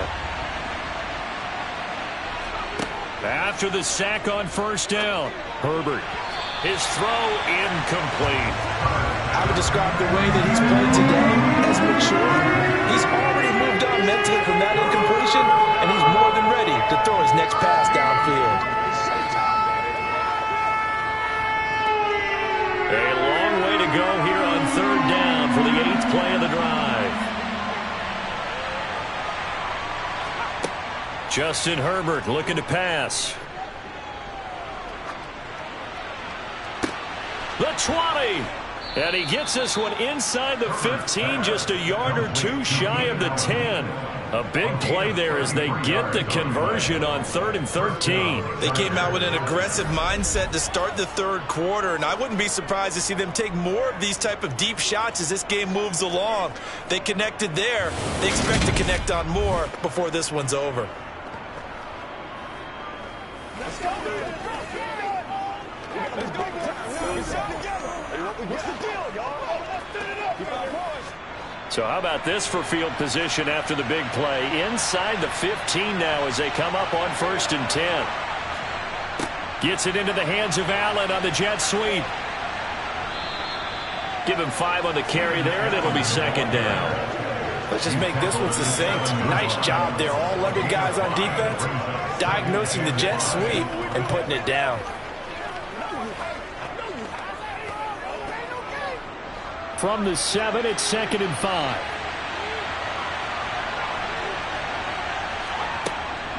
Out of the gun, Eckler running it. And he's able to get it down to the 2-yard line. After a gain of 5, they'll wind up being about a length of the football short here on 3rd down. Looks to me like maybe there's a little attrition setting in with this drive. Because when you see that type of a run, I get the feeling the defense getting a little bit tired. And that's the last thing they need, especially when they look up at the scoreboard. They'll run the option on 3rd and short yardage. And he is into the end zone. Touchdown, Los Angeles. Justin Herbert scoring on the 2-yard keeper as his guys have opened up a very comfortable lead. That drive that really increased their cushion felt very military to me. Very precise, methodical. That's one of the words you've taught me. And they just got it done. And slowly but surely now starting to pull away a little bit. Things looking good for them here in the 3rd quarter. Not only pulling away, you mentioned that slowly but surely, you also drain clock too with a drive like that. So you really give yourself an advantage. Now the try here for the extra point. And that one makes this a 19-point game. So that one a long 11-play drive. And it's culminated by a 2-yard touchdown run.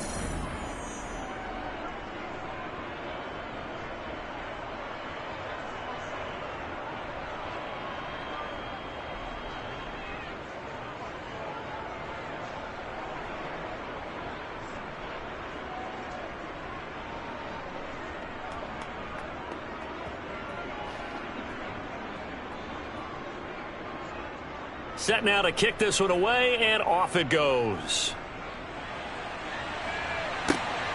From his end zone, here comes Agnew. And they'll get him down right at the 25-yard line, so the same result, and he opted for the touchback.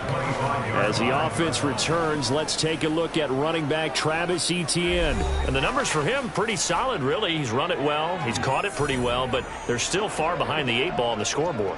Not able to use his talents, as you noted, to narrow the gap in the scoreboard. Sometimes it's a bend but don't break, right? He gets his yardage, that's cool, but it's not paying off on the scoreboard. They're not getting the points necessary. And if you're a defensive team, you'll give up that yardage for the kind of lead they have. That's what I was going to ask you. Sometimes you say, let this guy do his thing. Let's control what we can control elsewhere. Yeah, exactly. Take away the rest of the guys. Don't let them hurt you as well. But the biggest one is they contained him well enough that they've been able to increase their lead.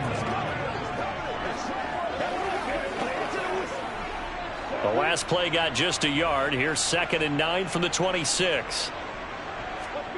Now Lawrence to throw. A slant to Jones.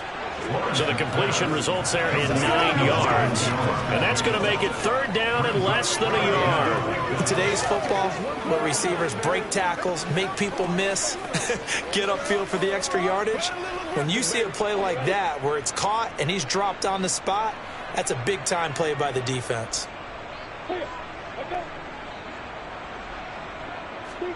Lawrence on 3rd down.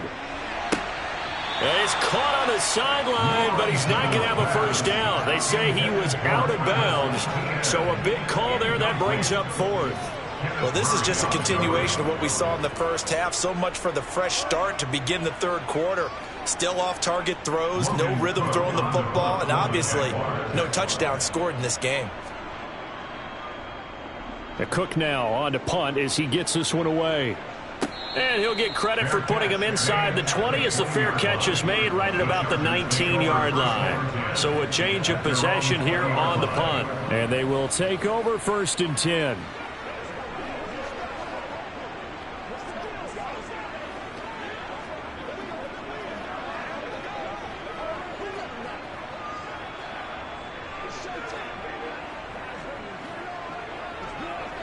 Herbert going to lead up the Chargers here, 1st and 10. At the 20. Here's Eckler to begin the drive. And they'll get 8 out of this before being stopped at the 28. Offensive linemen love creating space for their guys carrying the ball, but when that guy also breaks tackles and creates extra yardage, they almost feel like he's one of them, and they really embrace him.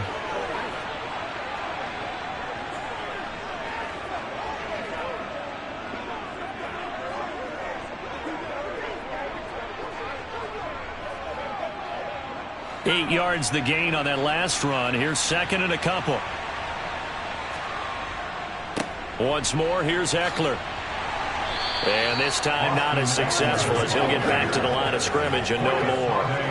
He got maybe a half yard at most, but officially they'll be left with a 3rd and 2. The good run on 1st down followed up by a not-so-good run on 2nd down. Now let's find out if they're going to stick with the run here on 3rd down. A lot of people would love to see some play action here.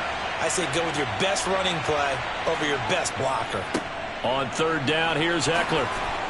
And he'll be taken down, but he does have 1st down yardage. 76 yards for him on the ground now. He has been a tough man to bring down all night. That's a nice run right there, able to get to the outside. And so many times defenses say, okay, we've got you hemmed in. But if you're running the football, at least you know where everyone is coming from. You don't have to worry about the backside at all. That allows you to run with a little bit more confidence as you traverse down the field.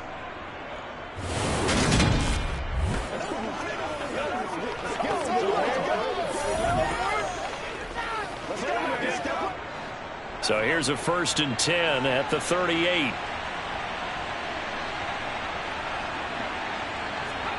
Back to throw here, Herbert. Jaguar pressure and a Jaguar sack. Trayvon Walker able to drop him that time for his second sack of the evening. A CD, so often we talk about quarterbacks holding on to the ball too long. Well, we can't say that there. He had no time to do much of anything. Yeah, that's one where you turn to your lineman and say, guys, can I get a little help here? And you have to ask politely because, remember, they're blocking for you the entire game. But as a quarterback, you've also got to have the clock running in your head when you need to get rid of the football. But this time, he had no chance. They were on him instantly. Well, this is caught by Williams. Doesn't matter whether it's a zone coverage or man coverage, the drag route can be effective when it's run well.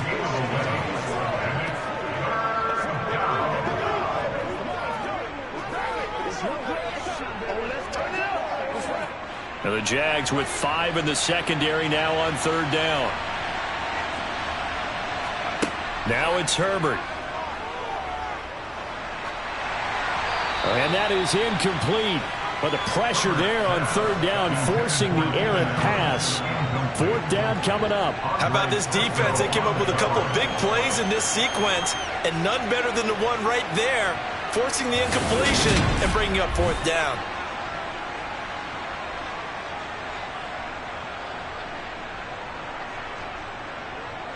Here's J.K. Scott now as he'll punt it away for the second time.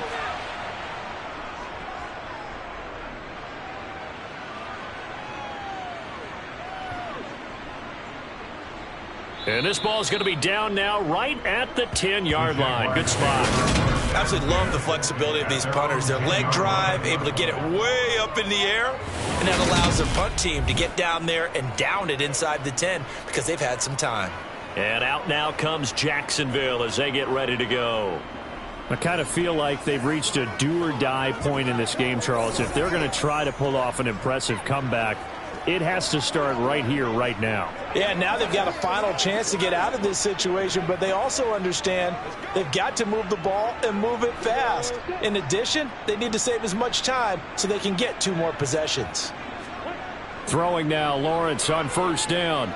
Dancing to his left. And he'll be hit as he releases it, and that'll fall incomplete. His impatience has to be bubbling over, trying to find a way to get his team to the end zone for the first time. He did find a way to break contain and get outside to buy his receivers a little extra time, but the connection couldn't be made on that throw. A 2nd and 10 forthcoming here. Third quarter action from Jacksonville. Sliding out of the pocket. And he'll get it up to the 12-yard line here. It's just a gain of a couple there on the scramble, and now it's third down.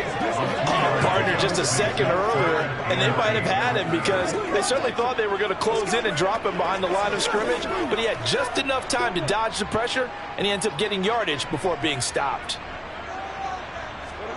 Lawrence. He completes it to Jones. And they're going to get this beyond the 40 before he's taken down. A big one there on third down. They hit for 30 yards. And that one was defensively. They forced him into third down, had the advantage, yet they give up the big play right there. Yeah, their offense was already warming up on the sideline, ready to come out. So much for that 3-and-out.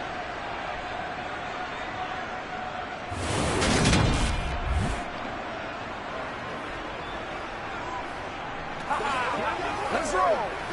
Let's go. That's what it is. That's what it is, baby. That's right. Just like that, out of danger and up past the 40 now for 1st and 10. From the shotgun, Lawrence. He'll find Jones again, complete. And they're going to get this to about the 44-yard line. Now what we're seeing, this is much better from this offense because so far in this game, no touchdowns to this point, and what's usually a direct correlation, very few explosive plays. That's been their issue, not able to make that big shot downfield or break one off, but a nice game there for a first down. So from Charger territory now, here's a 1st and 10 at the 44-yard line. On 1st and 10, it's Etienne. And he gets forward up the middle, but only for a couple. It'll be 2nd down. 2 yards on the pickup there. It'll be 2nd and 8. A gain of 2 brings up 2nd and 8 at the 42-yard line. We have played 3 quarters. We'll return with more after this. You're watching the NFL on EA Sports. Back now in Jacksonville. The last run good for 2. Here's 2nd and 8. It's Jaguar football, but a little work to do for them. They trail here as we start the 4th. And he's going to be taken down at about the 33. Many different ways to create space, but on that play, he did it with that big, wide body of his. Didn't get a whole lot of yardage on the play, but it did what it was supposed to. Pick up a first down.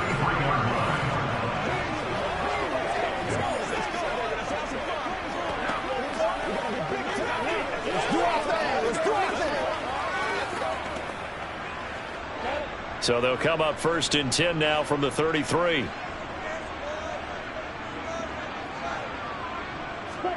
Here's Lawrence.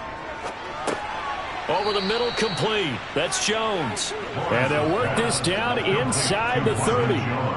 One thing I think that's safe to say defensively, the tackling's been really good. And because of that, it's been very, very hard for them to move the ball because you're not getting the benefits of run after catch. They tackle them almost on the spot. That means you have to run extra plays, harder to move it. From the 29, Lawrence. They still can't get him.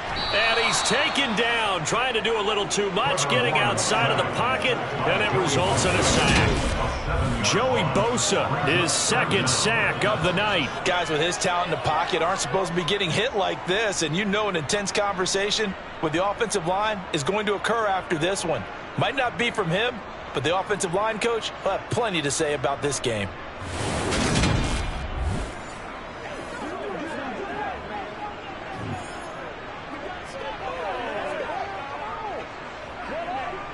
So now after the sack of Lawrence, the Jags looking at a 3rd and long. Now on 3rd and long, they'll look to throw. This one to the sideline. He's got it. A nice job to keep the feet in, but he is a bit short here of a first down. 5 yards, not enough, and it'll be 4th down. We can make this one pretty simple. Locked up all of his progressions downfield, forced to get it to his running back. But how about the way they ran to the football and knocked him down to force a 4th down?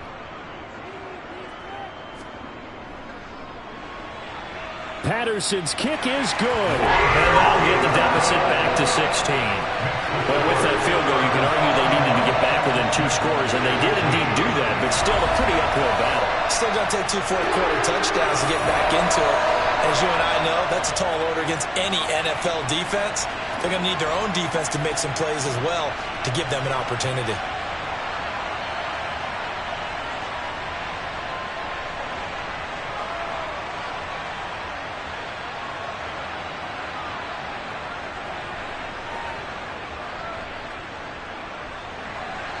Here's the Jaguar kick team now as they run up and send this one away. And Carter deciding not to bring this one out. So out come the Chargers. No points last time out. They were forced to punt, if you remember, but no time to dwell on that. They've still got the lead here and a chance to add to that here. 1st and 10 as this new drive starts.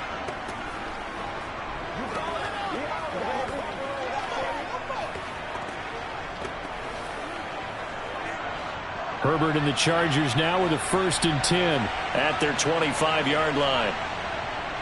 They'll start this drive out on the ground. Now the result here, a pickup of 8. Leaves them with 2 to go on 2nd down. Now I'm guessing you'd say this is kind of the key here. Grind out some yardage, work on that clock, see if you can continue to tick it down. Definitely, you want to bleed things out at this point, right? Continue to possess the football, gain some yardage, and put the onus on the defense. Do they have to use timeouts? What are they going to do to stop you? You're taking charge. Eckler going to get it again on 2nd down. And he'll be brought down right around the 37. 4 yards the pickup, 1st down. Well, it is our business to analyze what we saw out there. And on that play, I saw a defense staying in base, not taking a chance, not blitzing in a situation where they absolutely need the football back. That's either a case of overthinking it or not thinking it through. If you do blitz, do you have to be careful about where you're coming from, or are you just coming from all angles? You have to be careful. And the Jags get to him as down he goes.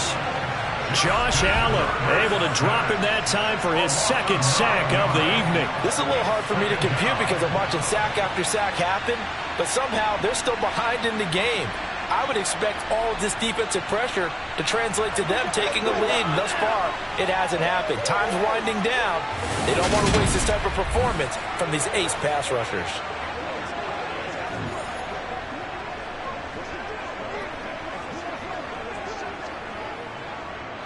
Pass protection has been a problem all night long as they come up facing second and a bundle.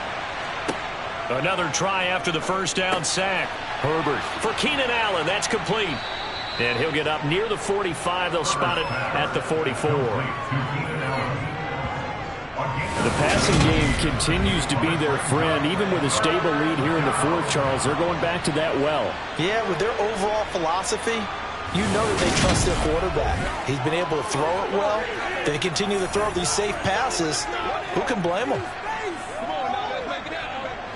The Chargers on third down. They've had plenty of success. 8 conversions, looking for a 9th. This time they face a 3rd and 2. Herbert will give this one to Eckler. And he gets it down to the 48, enough for the first. It's a gain of 8, and it'll wind up moving the chains. Well, that's a carry they have to be satisfied with, and throughout this game, they've been satisfied with what he's given them. Whenever they've needed a big run, a first down, he's the guy they've turned to. And it doesn't matter what the defense thinks. They feel like they've got the confidence to keep handing it to him and keep picking up good yardage.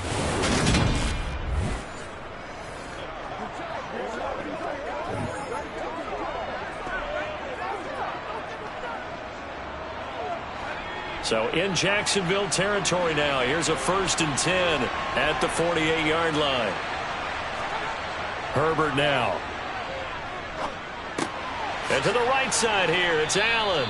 And he's corralled at the 40, but not before picking up 8. Brandon, perfect defense in this situation would have meant that there was an incompletion. They would have picked it off. Okay, so they gave up the completion. But I really enjoyed watching how the defense stayed in sync, stayed in great communication, and as he dragged across each zone, you see him pointing, communicating. There he is, and they passed him off to each defender. Ended up making a nice play, even though it was complete. And a good push up front, and he's able to navigate his way down inside the 30. A 10-yard pickup, and it's enough for a Charger first down. How about this offensive line? They're really starting to establish themselves, take over this game. And before the series began, I know exactly what was said in the defensive huddle. Guys, we got to get no less than a 3 and out. Let's get off the field. Instead, they can't find any traction towards doing that. Right now, they're just getting muscled all over the field and getting pushed down it.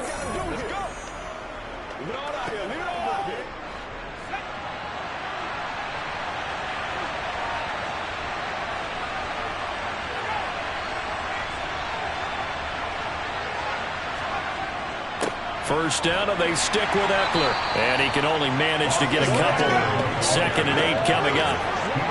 So any lane that might have been open there was closed pretty quickly. And that was because the defensive front, they won that battle at the point of attack at the line of scrimmage. They used great leverage, held their spot, and stacked him up. The last run got a couple. Here's 2nd and 8. The handoff, it's Eckler. And he is close to a first down as he's tackled at the Jaguars' 21. It's a gain of 6, moves him to a manageable 3rd and 2 situation. They're in a pretty good spot right now with a convincing lead. I think this is where they put on the boxing gloves, start to try and pound them into submission. And the offensive line, they've controlled this game. I don't see why that trend would change now.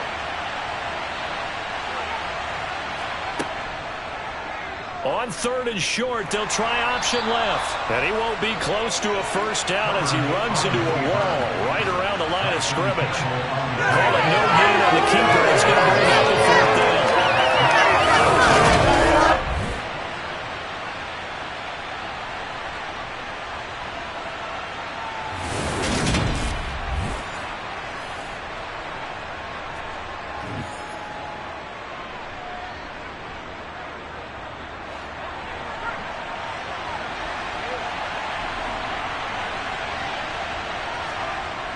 They'll run for it with Eckler. And this is going to come up well short as they stop him on fourth down. The fourth down play doesn't work for the Chargers. And the Jaguars are going to take possession here, the turnover on downs. And I am not sure, partner, there what the mindset was to go for it. I don't know. And some teams just feel that possession is the key to everything. They just want to have the football in their hands. No matter how it goes to the other team, they just don't trust doing that. So they say, let's go for it and try and finish it ourselves. Out comes the Jacksonville offense as they get set to take over here. And tough to win games if you're going field goal, field goal, field goal here. They got field goal last time. Now they'll be looking for a touchdown. They're looking for the big chunk now because, as you noted, the field goal, field goal, field goal way of doing it makes it that much harder and puts more pressure on every possession for you now. Go ahead and get 6 and feel a lot more comfortable about the position they're in. Bigger chunks. We'll see if they can get the score. They go play action now. Lawrence. Toward the sideline, and look at that catch. Dragging the toes, and that's going to be a first down. Well done. A good pick up there of 20 yards. Good yardage on the completion there. And when they look at the scoreboard, they do understand a field goal is not going to do them any good. My guess, they're going to press the ball downfield as far as possible, try and throw it into the end zone and get a score because they know they've got to get that done and get the ball back as quickly as possible.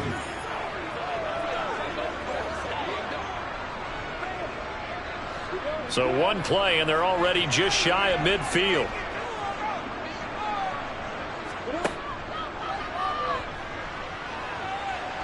And he's going to get across midfield and into Charger territory.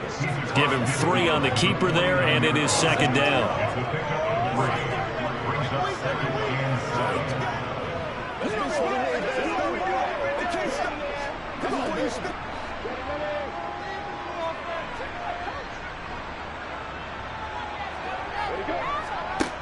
Now Lawrence.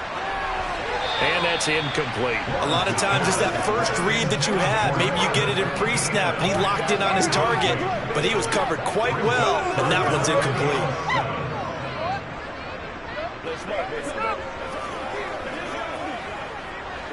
They head to the line facing a 3rd and 7 following the incompletion on second down.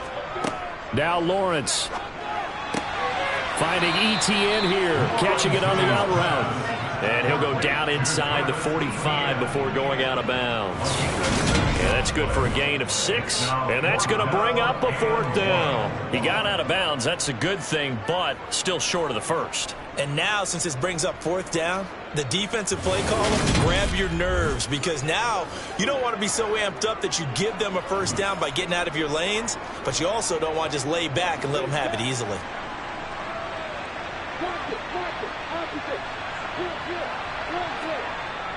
Going with their tight end on 4th. And he's going to have the first down at about the 38. The time to pull out the stops is now, and they convert there on 4th down. Okay, you and I are sitting up here getting ready to analyze whether they should go for it or not. Did you see the quarterback just point to the sideline and say, everybody back, I've got this call? Well, you knew this side of the field, they're in plus territory, 4th and 1. He wasn't coming off the field. No, he wasn't coming off the field, and he wasn't letting the offense go with him at all. He said, we're staying out here, and we're picking this one up. That's some leadership right there.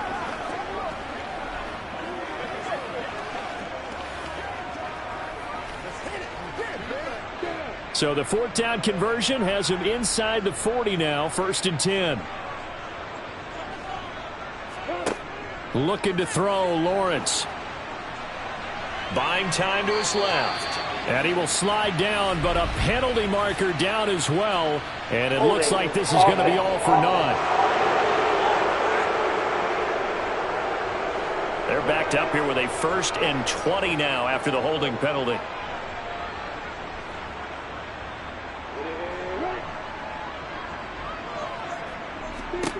From the gun, it's Lawrence. To the sideline, and wow, what a catch there. He doesn't get a lot, but he was able to get the feed down complete. And just 3 yards on the catch there. He couldn't get away. And it'll be second down.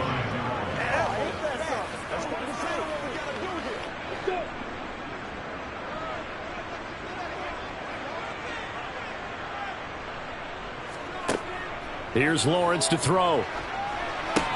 Screenplay, here's Etienne. And he'll be brought down just shy of the 40. Boy, that was certainly well-read defensively. And the key to any screenplay is space to work. And there was none to be found there. And they tackle it for just a short gain. A long way to go here on third down for the 8th play of the drive. Lawrence will throw. And able to find Kirk complete. And he's brought to the ground with another first down at the Chargers 17-yard line. That's a third down conversion of 24 yards there. Nice play. He's such a good route runner. Shows it there on third down. Very proficient and a good pass. And you know what I've observed over the years in the NFL? The better a route runner you are, the more confidence your guy's going to have in you to go to you in important times because he can trust you being in the right spot, and they connected there and picked up a first down. So from the 17 now, here's a 1st and 10.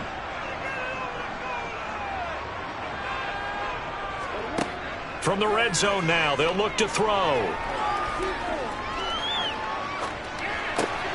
That's complete right around the 8. And that's good for a pickup of 10 yards. And that'll leave him with a second and just a few inches left. And after that completion, you can understand why so many teams in the league are emphasizing speed on defense at every position. The tight ends have created so many tough matchups now. If you can't run with a tight end as a linebacker, this is going to be the result every time. A give to Etienne running right. And he'll be brought down this time at the 5-yard line.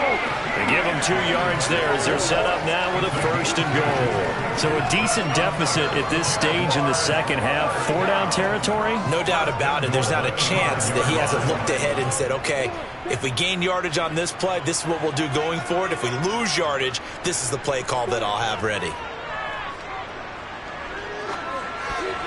And that'll be knocked away. It's incomplete.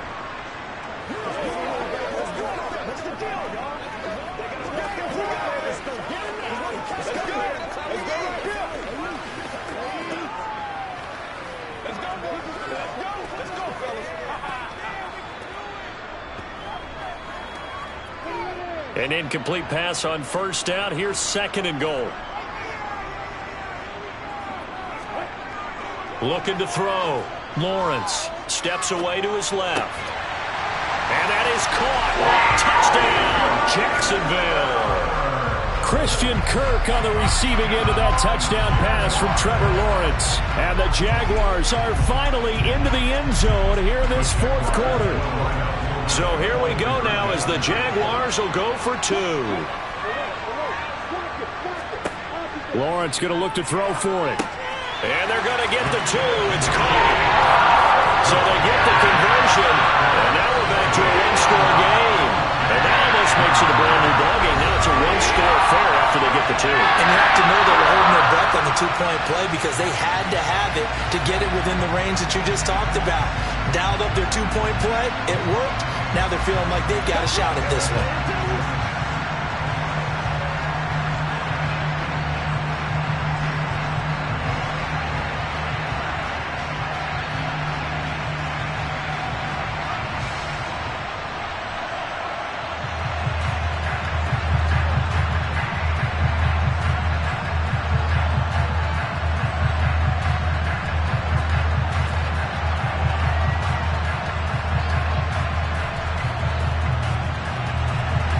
After the touchdown, Cook now to kick this one away. Taken in at the 3. And he returns this to the 22. And we spotlight Keenan Allen as he gets set to go back to work. And I know that they've double-teamed him a couple times, but not a ton. Whatever they're doing isn't working. He's up over 100 yards. We'll see how they adjust. And when they do that, they weaken their defense in other places as well. And how many times have we done games where we've seen a guy have a big game like this, but it's usually not by himself, is it? Right. Usually it opens it up for other people to have big games as well. Herbert going to lead up the Chargers here, 1st and 10. At their own 22. He'll hand off here to Eckler. And just no chance of turning the corner. He can only get back to the line of scrimmage. 2nd and 10 coming up. Defensively, no doubt they need a quick stop. Offensively here, maybe do you put it in the air on second down, or do you go ahead and keep it on the ground, keep that clock moving? A lot of people would ask that question, partner, because sometimes throwing the ball might actually be the path of least resistance. But in this case, it's a matter of trust. How much do you trust your quarterback? Because you throw the ball and it goes awry, you really don't look smart as a coach. Yeah, and he can't find a receiver, and he's brought down. Trayvon Walker bringing the pressure yet again. That's his third sack here tonight. Well, collectively as a defense, Charles, I think if you get 4 sacks a game, you're feeling really good. Now they have 6 as a unit. And that type of a number, it's just staggering because there's so many ways to try and counteract it. But in this case, they've got no answers for this unrelenting pressure coming at their quarterback.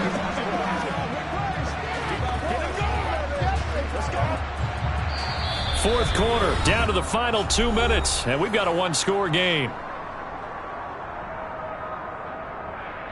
So it's Charger football as we welcome you back from the 2-minute warning. They're facing a critical third down now as they try to hold on to this lead. And this will not get close to the first down marker as he's brought down at the 26. And now right out of the 2-minute break, we'll get a timeout used defensively with 1:56 to go.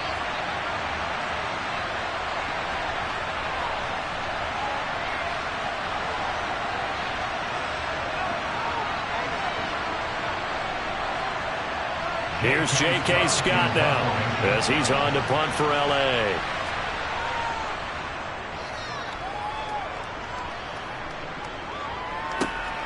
Agnew now to return. Oh, look at the juke. A nice return there of 11 to help mitigate a good punt. And the Jaguars go on offense, first down and 10. So here now, Lawrence and the Jaguars down by 8. 1:47 on the clock. They need a touchdown and, of course, the 2-point conversion as well.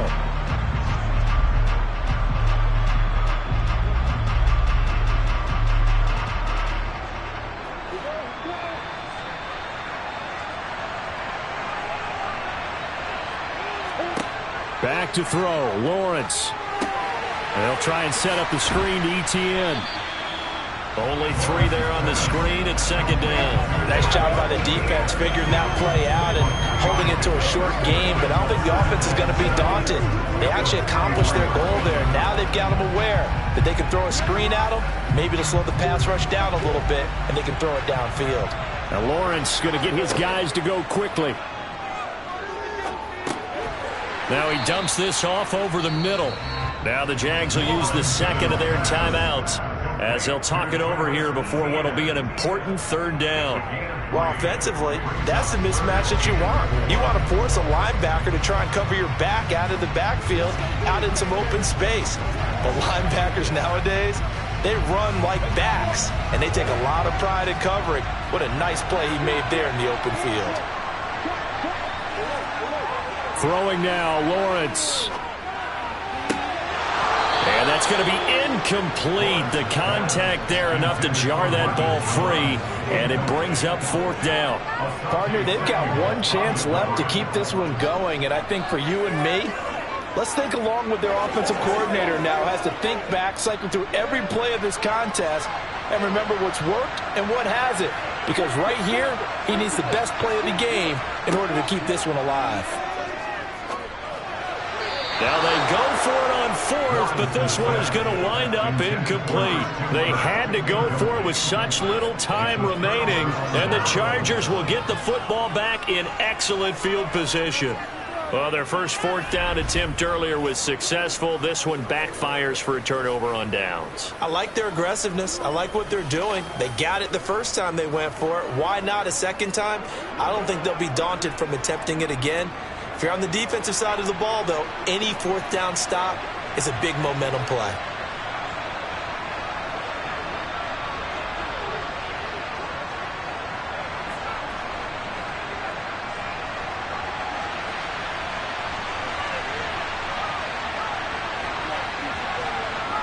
Victory formation time for the Chargers. They take a knee. The Jaguars now will use the last of their timeouts as they get the stoppage with 65 seconds remaining.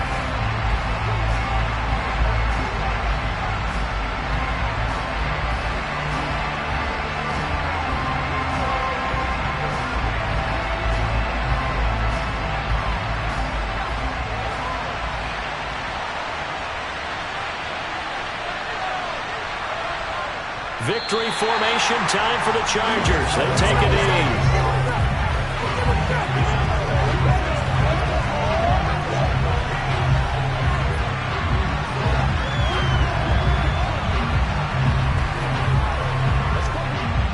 And the defense, they'll spread the field, a dime package here on 3rd and 12.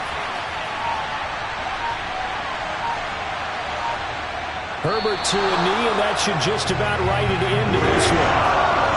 Yeah, it's fun to kneel down in front of your home crowd, but when you go on the road, that band of brothers attitude, right, just us against the world, and get it done, how happy are they? I remember a coach at a previous stop telling me, you get a win on the road, doesn't matter the opponent, get out of there like you stole something. And they did in this one. On is the punter Scott here as he gets this one away. Now this is going to work out well as it's out of bounds near the 13-yard line. What a game we were treated to in this one. And then on that final play, they had a chance. They had the ball just beyond midfield for one final shot, but couldn't get it done, and they suffer the loss. Yeah, and you mentioned how they had a chance on that final play, and getting into midfield gave them that opportunity, hoping they could find their way to the end zone and make that miracle happen. A really good ending to an entertaining contest, though.